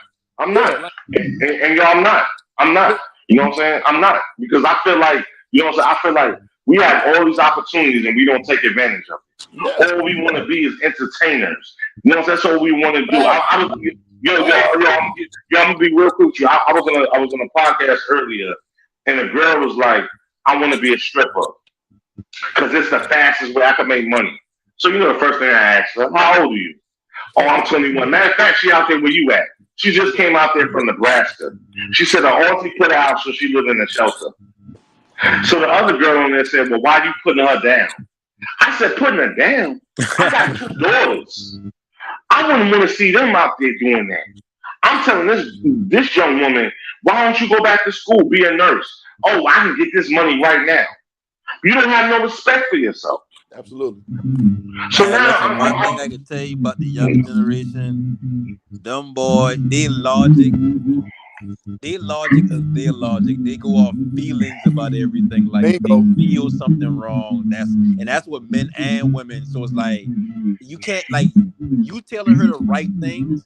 Somebody a little older understand that no, he's saying the right shit, but we in this following mentality that if everybody feel like, oh well, she did this, she been through that, she's so and so. So the first thing in your mind is I'ma expose my body. Like that's the first thing coming to your mind. Like nobody looking at it and say that's kind of remedial. We look at it and say, oh yeah, well she or he getting money, so it is what it is. Like you can't put them down, but it's like yeah, but whether it's a dude selling drugs or it's a girl stripping, like I mean, we all from the hood, like you already know what come with that shit. Like you can be squeaky clean as you want to, thinking you just gonna script or you just gonna sell and be squeaky clean, but it's like, no, trouble gonna find you in certain lights. Like Absolutely. nothing good happens around. Where do you think the porn stars come from? All the porn stars come from stripping. Exactly, it's a Absolutely. gateway. The gateway. They want to sex trafficking charges on different dudes. When it's like, hey, no, like maybe him and her been cool and she decided to do this and he just been hanging with her. And then I told her, I'm like, you in LA. Are you even bad? Oh, I look good. Yo, are you bad? We talking about LA. When we talking about cities like LA, New York, Atlanta, Yeah. you gotta be extra bad. Yep. The best of the best out here, bro. Exactly. If you gonna get bad, I'm like, yeah, you had surgery? No, well then we'll forget it. Forget it. Oh, they butt on Jiggle saying, man, you can say what you want. I say those are the women that Drake is wiping up, Pusha T, all of them. All them chicks on Instagram with them, all them surgeries, that's what they want. Those are the ones that's in the clubs now. I remember the club. I was in Atlanta for 20 years. Back in the day, it was a different story. It's not like that today, man. Just not like that. You know what I'm saying? And so the other girl's like, oh, you just want to talk down to her. How am I talking down to her? I'm talking to her like her father should talk to her. Absolutely. Go to school. Get an That's the problem, though. education. She ain't had one of them, though. That's the problem. Exactly. Exactly. Yeah, bro. So ultimately, the problem is that's kind of what our community is. Like, you can't tell nobody nothing. And because in functioning private communities, you got elders who step in and give you game. What they say about this thing, man, is smart people learn from their mistakes. Wise men learn from other people's mistakes. Yeah. And the problem is in our community, we disavow that. It's like, man, I got to touch the hot stove myself, though. I got to touch it myself. So when if you have the proper advisement, this goes to John Moran. The proper advisement is like, bro, trust me, it's hot. Trust me. You don't want to touch the grill because I know this. Here's why. This person I know did this.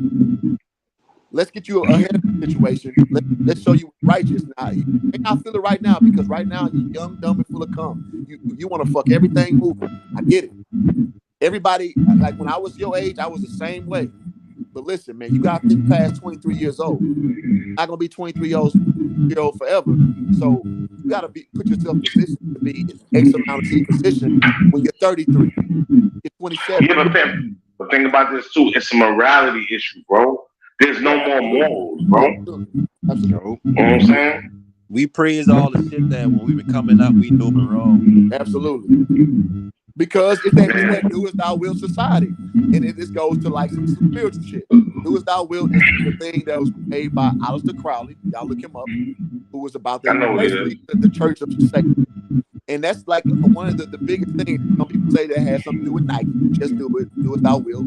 Same kind of thing. But whatever. I don't want to go to that. But our society functions off that premise. I mean, you can just do whatever you feel. Exactly. Whatever makes you feel good. Exactly. There you go. Exactly. And who Johnny, you seem like you're the same age as me. So you know what I'm saying? Growing up, I grew up in the 80s and all of that, in the 90s. Yeah. You know what I'm saying?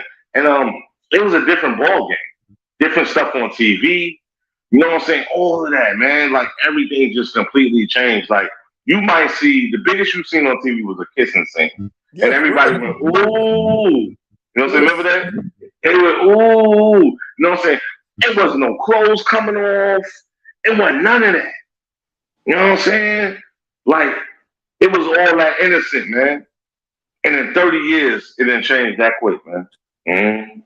Internet. kids are seeing this light work now, bro. That's nothing. Kids got access to free porn like it's nothing. Look, bro, it took us so long. I'm 39 years old. When I was like 16, 17, bro, it took Okay, I'm 2 years older than you. Yeah, I'm 2 years older than you. I'm 2 years older than you. Bro, it took so long to download pornography. It took so long. Mm-hmm. Almost like it wasn't even pervasive in your everyday life. Now that shit's on your smartphone, bro. Like in 5 seconds, it's loaded up, ready to go. So these kids are basically, you know, byproducts of this microwave society, dog, and that's what we're seeing. And I always say the internet. I always say this. It does a lot of good for society, but also it's hell, not hell on earth. It's like the form of a devil. Like if you gotta say, oh yeah, like you know a lot of people always say, oh the devil did this or the devil on my shoulder. Living devil is internet/social media. Like that shit kill how everybody think and how everybody view things. Now you got normal people trying to keep up with celebrities, and when you look at Ja Morant, this the only bill I can shoot at Ja Morant, which it probably wouldn't even be bill for him. Ja Morant is just like any other kid. Like you see kids that come up in suburbs, whether they white or black, all them want to act like NBA YoungBoy and all these younger rappers. So when they acting like that, and nowadays we see Ja, I don't look at him and think, oh, he's trying to be a gangster. I look at him like, oh, he's 23. Even if he grew up in a great home, I look at it like, oh, he's just 23. But a lot of other people look at it like, oh, you're trying to be something you're not. But now these niggas don't know the other stories. But they don't know the other stories. In the days where older niggas able to let certain niggas on the block that they don't think about their life, or they ain't ready for this. Nowadays, as long as you got money to buy a pack, you can go, you can get it. So it's like there's no more rules in that shit. So now you got anybody who ain't even ever pick up a gun, never shoot nothing, they gonna let shit die. Now niggas don't know. They gangsters. They don't know the stories. Too? Shit. Yeah, but they don't know the stories. I got niggas that's doing years in prison who hit me up. You know what I'm saying? They ain't living all rosy, bro. Yo, them niggas is like babies. Do you know that? Hey, bro, can you send me some underwear? Yo, can you send me some socks? Yo, man, you know what I'm saying? You put something in my commissary? You know what I'm saying? Yo, this and that. You know what I'm saying? Nah, that shit ain't rosy. You know what I'm saying? And the bottom line, yo, you know how many dudes that was on jobs level that never made it? It's so many dudes that got killed because they was in the street game. You got some niggas that did, like Pee Wee Kirkland. You know what I'm saying? You know what I'm saying? Job, you know who Pee Wee Kirkland is. Yep. You know what I'm saying? Or you like, know what I'm saying? Man. Or like Lenny Cook, who just good as LeBron James, bro. Yep. Lenny Cook ain't making it. Yep. That's just reality. So to your point, you were saying about how Josh 23-year-olds, 23-year-olds who don't have a proper scope about what life is. And exactly. In reality is, it seems, oh, he just being a 23-year-old, which, like, you're not wrong. The problem is these dudes be thinking that's reality, dog, living lives like celebrities who haven't. And their parents and kids. Huh? I'm sorry. I didn't mean to cut you off. I just want to say, and their parents and kids too. And they haven't grown up. Kids, because like finding their parents are like our age, more or less. In our generation, we started eating that NWA bullshit. Now, I love NWA, don't get twisted. But some people think that was real life. They're using, and it going back to what we talk about, those J-boys who contrive the rap game and let that kind of stuff green light. And the funny thing is, their kids, they can take it for what it is. They just, okay, I like the music. But like when they go home, they go to Orthodox Judaism. They Orthodox. You can't jam that shit in their house. Now you out in your car, do what you want to do away from parents. But you can. But when you in your house, it's structured. The problem is our kids, they never meet the structure to discern like, okay, the NBA YoungBoy, that Snoop Dogg and all that shit. Okay, it's an act. But these niggas they think it's reality. And they that's true. More results. Okay. Now back to Ja, and we've seen those. You know what I'm saying? Who Job? You seen it, them earlier posts. Where the fuck was his parents? You know what I'm saying? And listen, that's why I keep saying, like, it's like I shoot him bail, but I ain't absolving him for what he did. Like, that was a dumb decision for anybody over the age of 12 to know not to put a gun up in a video, whatever it may be. My issue was like, maybe that's just who he is. You see what I mean? Because I see a lot of kids, even when they play basketball, their mama got them in sports all the time. Kids learn more from their friends than they learn from their parents. But that's where it starts. So that's what you gotta understand. You know what I'm saying? Once you keep living, bro, you like I was just telling you about my homie. I'm 41. He's the same age as me. He just turned 42. Born the same year. Yo, his first prison stint was 8 years, from 20 to 28. Now he's doing 20 years. He'll come home when he's 49 for 2 murders. He has spent more than half his life in prison, bro. Yeah. You don't think he had a mother? He had a mother. You know what I'm saying? But yo, everybody kept downplaying what he was doing until it got serious. You know, the first offense was getting kicked out of high school for bringing a gun, smoking weed, shit like that. Then shit graduated to committing real felonies. That's how the shit go, bro. That's how it go. You know what I'm saying? Now he a grown ass man. Who got his back? Nobody. You know what I'm saying? No, I 100% agree with you. Like, you ain't saying nothing wrong. Like, what I saying probably just more so like, instead of me looking at it like, oh yeah, well shit, he just going out here watching NBA YoungBoy videos and saying I'm gonna do that tomorrow night. I looking at it more from like, that's who he is. Yeah, it can lead to worse shit in life.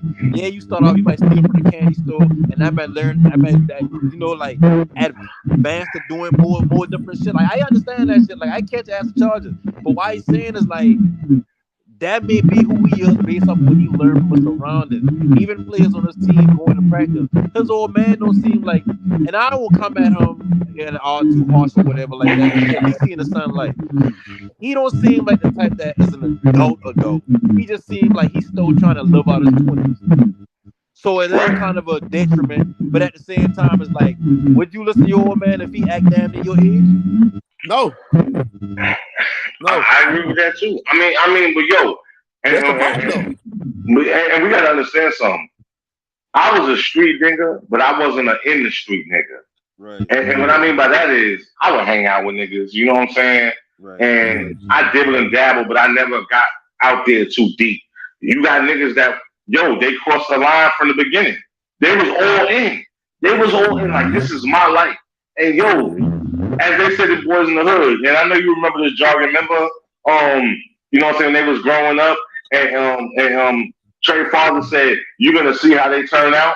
Yep. And you know what I'm saying? Remember how Dope Boy and them turned out, and that's exactly how my life folded.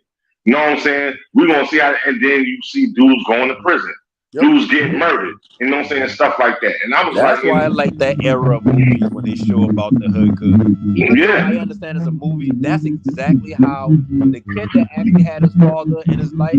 That's exactly how it used to be. The only difference is most of them ain't getting out that car. Most of them stay in that car because they don't want to be told, "Oh, you a bitch," or "You so." Yeah, I've been in situations like that plenty of times. I've been in situations like that plenty of times, man. Plenty of time. And yo, my mom saved me. And then I went to the military. You know what I'm saying? I changed my life. You know what I'm saying? My mom's was like, I'm not gonna see you be destroyed by these streets. That's exactly what she told me. And yo, I wasn't bad by no means, bro. I wasn't a gang member. I wasn't like them dudes. I never put on like that. I wasn't like them dudes. Them dudes was heartless. You know what I'm saying? I had my ways, but I wasn't heartless. Them dudes, and yo, fast forward 20, 25 years later. Niggas got mad kids. Niggas is in and out of prison. Niggas don't, you know what I'm saying? Nigga, I own my own home. I'm chilling. You know what I'm saying? Yo, they effed up their whole life. So that's the whole point with job. You trying to be something you not, you gonna F up your whole life, man. You know what I'm saying? Go ahead, Jordan. That lifestyle, it has a 90% chance to fail, bro. That living fast, hustling, getting money on these hoes, you know, the streets, you know, gonna be my, you know, my shelter. That's a 90% chance to fail, bro. 90% chance you're gonna read at a motherfucking 7th grade level. And so, of course, the guys like Ja, who had both parents, you know, questionable raising, but he had both parents.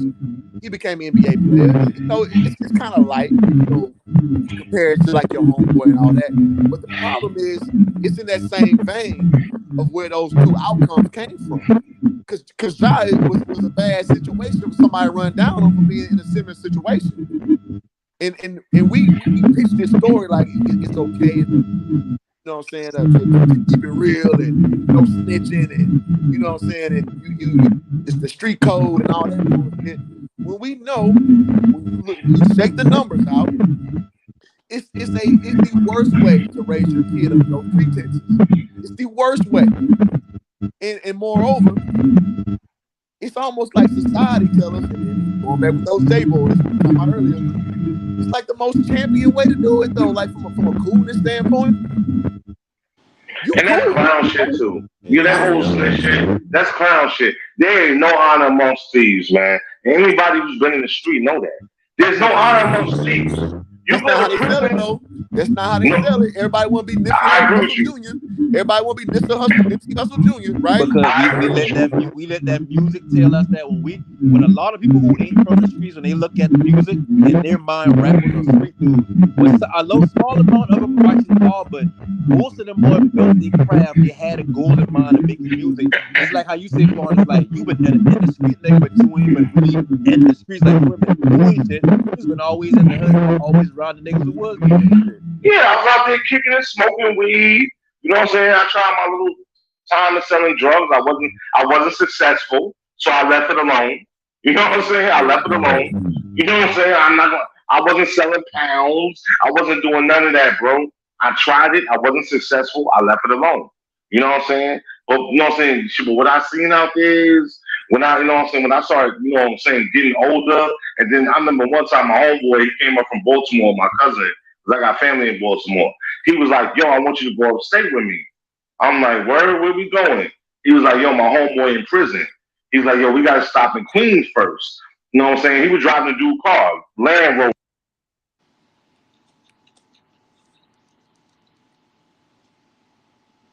I think your shit cut out, bro. Oh, I thought it was me just now. Yeah, finance, your shit must have fucked off. But the finance. Go ahead. No, go ahead, Jordan. Go ahead. No, I just was saying, bro. I used to be a teacher 4 years, bro. And it's almost like a social. I look at my students. They're about 23 years old. My last batch of kids I had, and I'm looking at their life outcomes. And it's funny, bro. I really, you know what I'm saying? I let my kids follow me and shit. They follow my Hoop Jargon channel, my channel, and they follow my social media. I follow them, man. And I'm looking, bro. The kids who are the hustlers, the strippers, and all this shit, bro. They're getting fucking horrible life outcomes. It's funny. I'm watching this shit in real time. I don't judge them. I let them do their thing. I'm just like. You can see it though. And the ones who get fucked up results, bro, the parenting was weak. Now, these niggas hustling like, and I ain't gonna say his name, but he getting money, bro. I know these fans gonna be on his ass shortly. I know they're gonna be on his ass. Matter of fact, he came to Cali because he knows one of my mutual friends in the neighborhood, or my age. But he came out here, I spoke with him. I'm trying to, like, you know, put life into him. Like, brother, hey, now, what you doing with it? Flashed a lot of money. And like, what's up? Nah. So my last name is Franks. Nah, Coach Franks, I'm good, man. Blah, blah, blah, blah. So it's not a big deal to him. But I'm slowly watching. He got locked up and he got out of jail. His lawyer, quote, was a beast, where he put it. Like at 20 years old, he got man with that. So now he back, lost some money. I'm just watching it. I'm watching these life results play out. And I swear to God, at 13, 14 years old, I could have told you that back then. Yeah. My perspective comes from like real life observed shit that I look at. So it's not just being a old head just talking. Exactly. I'm really watching shit play out. I'm really watching. Exactly. Same here. Exactly. And I said, you know what I'm saying? My homie called when, you know what I'm saying, we was on here from prison. I didn't even answer the phone. You know what I'm saying? He'll call me tomorrow though. You know what I'm saying? And yo, it's gonna be, yo, bro, yo, can you do this for me? Yo, bro, these niggas is babies, man. You know what I'm saying? They can't do nothing for themselves. Mind you, they in a place where somebody's telling them everything to do. Yeah, man. Go to the bathroom. Yo, it's time to eat. Yo, take a shower. Yo, like my boy said, I think he said they take a shower like 3 times a week.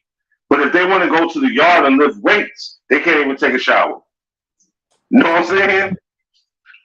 That's Yeah. Yeah, he said it'd be so hot in the summertime. Like, yo, there's no AC. He said there's rats in there, all of that. That's crazy. But I told him, but I told him, this is where you wanted to be.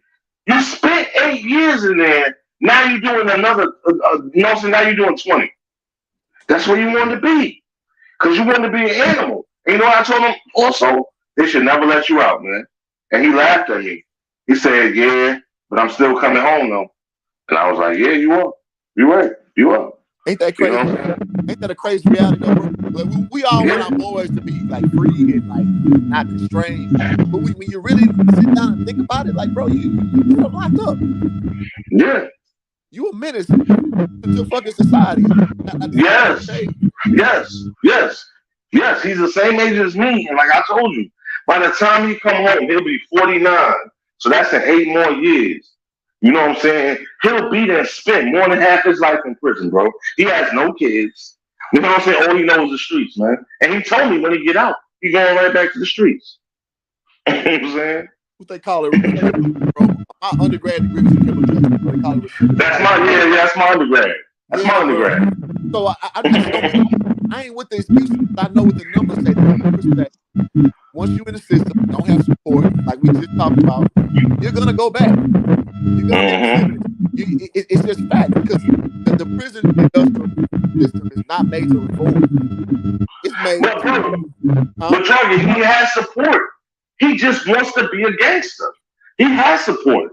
He has people like me who's positive. His auntie, she knows the mayor of New York. You know what I'm saying? Like, yo, she sent me a video. The mayor of New York City. No bullshit. Yeah, she got pulled like that. She worked for the union in New York, for the parks department. And she be holding him down. Yo, he wants to be a gangster, bro. And he'll be out of prison at 50 years old. You can't do shit with that. And I ain't never gonna be in a position where I was down, brothers. But at the end of the day, I'm very realistic with my thoughts. Some niggas just need to be in the cage, bro.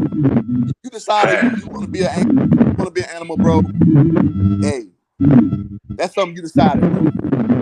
And one thing I'm not gonna do is I'm not gonna attach myself to people because all they'll do is drag me down with them. Facts. It's called self-deprecation. Yeah, it's called self-deprecation. It's a real thing. It's like we always free somebody, but they don't take like when the family people lock up. It's like you scratching the whole time. They need something you want to provide them, like you say, they acting like a baby. It's like, bro, I gotta still live my life out here too, you know. Like you make that decision when you've been balling. You had you make that decision, and now you can't live with it. Like even all cool when you been, but now it's like you can't live with it. That's why I say. Everybody talk about the street, the rule of the streets, but at the end of the day, regardless of what side you stand on or how you look at it, I always say it don't make no fucking sense at all. We try to live in that motherfucker without it. But it's like there's no honor amongst thieves, though. There's no honor amongst thieves. There's no rules in the streets. It's like 90, like I said, 90% of the people that get locked up on a day-to-day basis has propensity to tell. So why? Exactly. That's what killed me with this whole snitching thing. All the people that's talking about that, they've never been in the streets. Trust me, they've never been in the streets. I've known dudes that been telling since the 90s. It happens, bro. Yeah. Niggas ain't doing time. They gonna tell. It just is what it is. I didn't know mad people that got locked up. The same boy I'm telling you about. He told me a body that he caught. Somebody snitched on him from the block. Somebody we mutually know. We grew up with. That's what happens. Yeah. You know what I'm saying? Because it's a goofy culture. It's a goofy culture to begin with. So, like, that's why I'm like, you call me cool, that's fine. But I'm like, eradicate this shit from our fucking culture, bro. Because, all we doing is mimicking, like, the civilians do, the Italians, like that mob culture shit. Which is funny because the actual Italians and Sicilians, they hate that shit. Yes, sir. Yes, sir. Yes, sir. Say it again. Say it again. They don't like that shit. The Mexican El Capo and shit. The regular Mexican citizens. Say it again. Say it again. Say it They again. hate that shit. So we like the best, which is their worst, and we mimic them. We mimicking people in society's worst.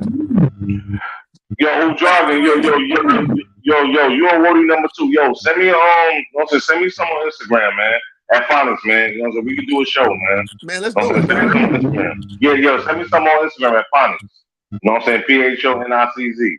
And yeah, man. And I'll follow y'all back, man. Yeah, definitely, man. You know what I'm saying? I know y'all watching this Lakers and Mavericks game. This is a 1-point game with 7 seconds left. Oh, Jesus Christ. We're having a screen look in. Jesus and you know, Christ. Mavericks 34-34 and the Lakers 34-38. So that's a big one that they can hold on. Niggas like to that. Yeah, both of y'all, man, who jogging and you Woody number 2, man, like, man, y'all got knowledge of self, man, like, you know what I'm saying? Y'all know what's going on, man. And I can talk to brothers like y'all, man. You know what I'm saying? Because y'all know what's going on out here, man. And we need more voices like that, man. And we need to start putting out content like that, man. You know what I'm saying? Like, you know, it's like trashing and shit, like collectively. You know what I'm saying? Collectively mobbing up and doing this, man. You know what I'm saying? Because it's not acceptable. You know what I'm saying? Ja Morant, his behavior is not fucking acceptable. If that was my son, I don't care if he was 50. I would have knocked his fucking teeth out, bro. On everything. On everything. You're not going to disrespect his family name. Period. You know what I'm saying? Because you would have like, nigga, I ain't raised you to be a fake ass street nigga. Hey, Phonics, check it. Their families don't disgracing the family name. Even as a woman, you go out and have sex, maritally speaking, they will keep over there or disown you. Or disown you. Yeah, bro. You're an intelligent man. You're an intelligent man. You know what it is. And these families they produce doctors, lawyers, like that's right. Boom, boom, boom, boom, boom, boom, boom. That's right. And yo, add this in too, Jordan. They tell their kids what they're going to school for. And if they don't do that, the funding is cut off. And you ain't do nothing else. Yep. And these foreigners come here and they should see. I worked at Georgia Tech for 7.5 years as a custodian. That's what I did. And I seen them foreigners, man. They with nothing. But they was focused on school. Where everybody partying during homecoming, them motherfuckers is in the lab, man. They in the lab. They don't give a fuck about that. Yo, with $3 sneakers on, $4 pair of jeans, and a $2 shirt. And a lightweight jacket. They didn't give a damn. Hey, these foreigners going to HBCU, none of these minority scholarships, quote unquote. They coming there and doing engineering, they doing business. Yeah. Like you said, when everybody wilding, partying, doing homecoming, them niggas don't do none of that. Like they graduated from Prairie View. Some old hottie looking motherfucker who work at the goddamn full goddamn engineering degree. Yep. Yo, get out there, 200K. Ain't nobody clap for that boy at graduation, but he coming straight out making working for Exxon. Exactly. Yo, this Fight Sports TV boy, yo, we dropping science on y'all tonight, man. Man, we dropping jewels, man. Word is bomb. Yeah, we dropping jewels right now, man. Yo, that's real talk, bro. And I'm glad you said that, man. I'm glad you said it. You absolutely right. No, man, it's so rare to get somebody that knows what I'm talking about, man. That's real shit, man. That's real shit right there. I be saying this shit, bro. You know what I'm saying? I be saying this shit, man. Yo, them foreigners, man, they come here, they don't have nothing. Like, yo, I remember, like, you know, so when I was going through training, whatever, well, I don't know what you need training for a custodian. But anyway, they would tell us, like, you know what I'm saying? Like, watch the toilet. Yeah, like, what I need training for. But they tell us, watch the toilets because they come from overseas and they don't have toilets. So what they would do was stand on the toilet. That's how they use the bathroom. They would literally put their foot on top of the toilet, y'all, and that's how they use the bathroom. Oh, shit. You know what I'm saying? Yeah, bathrooms used to be horrible. They used to be horrible. Horrible, man. But the crazy part is they used the we have at our disposal. They have a process. They have a fucking process, bro. Listen, they ain't got nothing to do with sports. That's why the niggas, if you see one of them foreign dudes on campus, they do go to a sport, they look out of place like a motherfucker. They look out of place like a motherfucker. Because if they're there, they either get class credit or some friend will drug them out there. They get away from their studies because they're not there for that shit. In our American culture, it's so funny how we disavow white culture so much. We participate so much on the inverse. Because really, if you our PR, man, we're from a basketball player. We were just, because sports is mainly a distraction. It's a distraction. If we were doing our shit, then we'd be like, fuck this sports shit, our industry shit. I'm guilty of it. But if we really did, who come into a marginalized, we would just disavow that shit, bro. Think about what vocation am I getting? Like, I'm a master's degree. What job am I gonna get straight off with? Right, I agree. Just to say I have a degree, so I can take a few pictures on Facebook and Instagram and shit. What am I actually gonna do with this motherfucker? If we start doing that shit more professionally, bro, we get so much better results. No, that's asking too much. Oh, you can't tell no kid what to do. Whoa, it's your life to live. Blah, blah, blah. I said, well, goddamn. At what point we gonna start getting? Well, yo, like I tell my kids, yo, I'm here to advise you. You know what I'm saying? Because you a child. But guess what? You don't gotta listen to me. I'm cool with that. But you can't come back later and say I didn't tell you. There you go. And no, I can't fucking help you. Don't come back later saying, Daddy, I'm pregnant. I can't fucking help you. I'm helping you now. I'm trying to guide you. You know, you don't want to listen, you ain't gotta listen. Shit, cool. You know what I'm saying? Cool. You know what I mean? Real shit. I ain't arguing with you, man. You know what I'm saying? I'm not doing it. Tough love is the best love. Word. You know what I'm saying? You just gotta give your kid a caution. The reality is, if you don't do it, somebody else will. Yeah, and especially if they don't live with me. So my word doesn't go as far as it was if they was in my house. Absolutely. You feel me? You know what I'm saying? If they was in my house, it's a different story. You know what I'm saying? But they're not in my house. You know what I'm saying? And I'm not raising them. So whatever their mama say, that's what they're gonna roll with. And that's fine. But when you trip and you stumble, just remember to go back there. Don't come over here.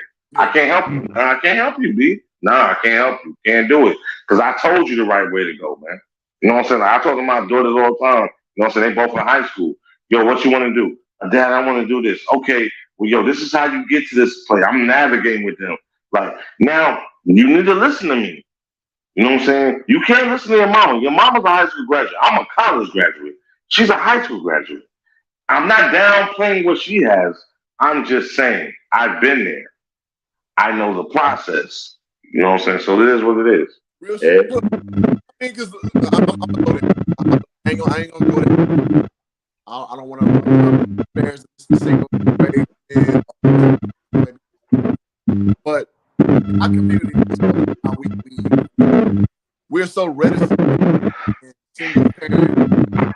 Our parent, we know that's single kids. Mm-hmm. We see in society that is literally the worst idea to raise a kid. Like, when do we see that thrive? So, is that a little bit of a challenge to brothers? I know there's some. She may not let you see it.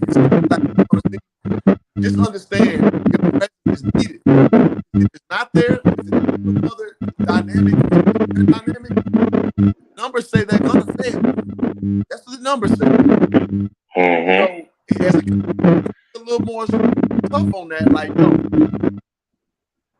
By hook or by crook, we got to have more males involved in these kids' lives, bro, because as we know, after about age 11, talking about black males, you ain't listen to your mama. I agree with you, brother. I agree with you 1,000%. But you know what? Also, we have to grow the fuck up as men. That's what I'm saying. We got to grow the fuck up. That's what I'm saying. We're too fucking childish, bro. I'm with you. So, okay. So here's the lifestyle. Because us, we are. Me, I had both parents. My parents was in 6th grade, but I still had. But what I saw with my peers is the same dynamic, bro. 40-year-old generation are raised by single mothers, still trying to bridge this gap. They have basically not this baby mama culture, right? We're like, well, niggas just ain't gonna try hard enough, or you go out there being reckless with your seed, right? And it don't work out with your baby mama, and you got kids out there just themselves, more or less, after age 11. So, right, the onus is on men as well. But the onus is definitely on so funny, like just so the person is, baby daddy ain't shit, daddy ain't there. But inversely, in our community, what we tend to do is, I'm gonna work hard, I'm gonna try her best, blah, blah, blah, blah. Well, to that I say, mommy, you gotta start making better decisions. You can't just let Tom, Dick, and Harry just that thing, you know what I'm talking about? Yo, I agree. And yo, I'm fortunate. I didn't come from that background. You know what I'm saying? My mother and father were married hell before I was even born. You know what I'm saying? My pop just decided, you know what I'm saying, he didn't want to be a family man, so he walked off. You know what I'm saying? They were married though. You know what I'm saying? Hell before my sister was born. And she was born in the 70s. But yeah.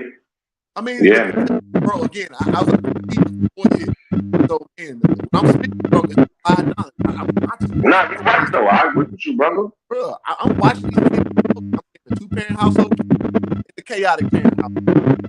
And I'm watching how these like it's like a fucking real life social experience I'm watching. I'm god damn. Yo, man, we need to do something who's trying to offer this, man. Like, yo, man, we need to do something for real, man. Because you got knowledge and stuff, bro. We need to do something. Man, rock, man, for real. I think the Mavs is funny, but again, what happened to Legacy Mavs, bro? No, I say Mavs again when it's short one, but I try to see what it's short. Man, somebody got some. You sent me something, Jordan? Yeah, I sent you a. Is it Mansour a friend? Yeah. Gotcha. Hold on, I think my phone got some static in it. Hold on.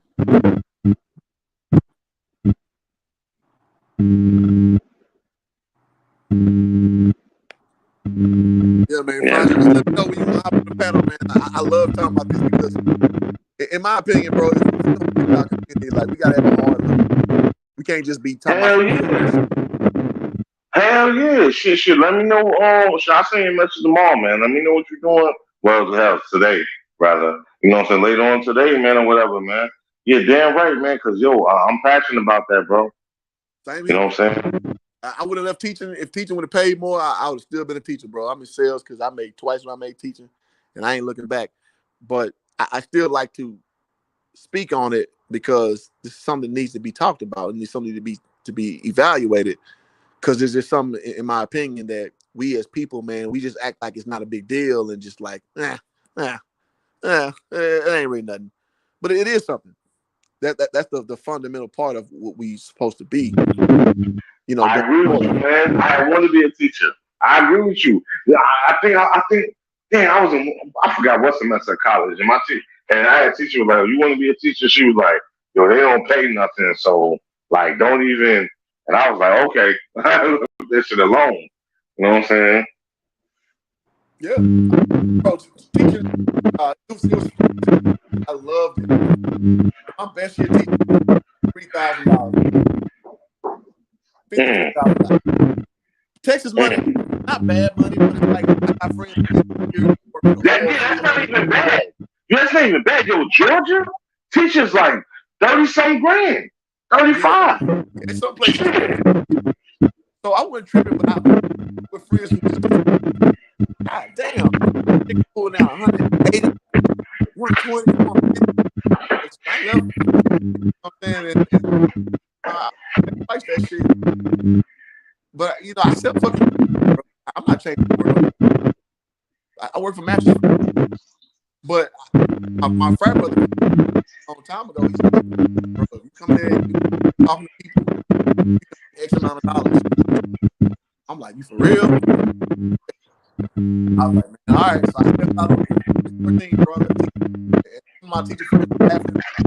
And I actually talked to him. He's an older brother.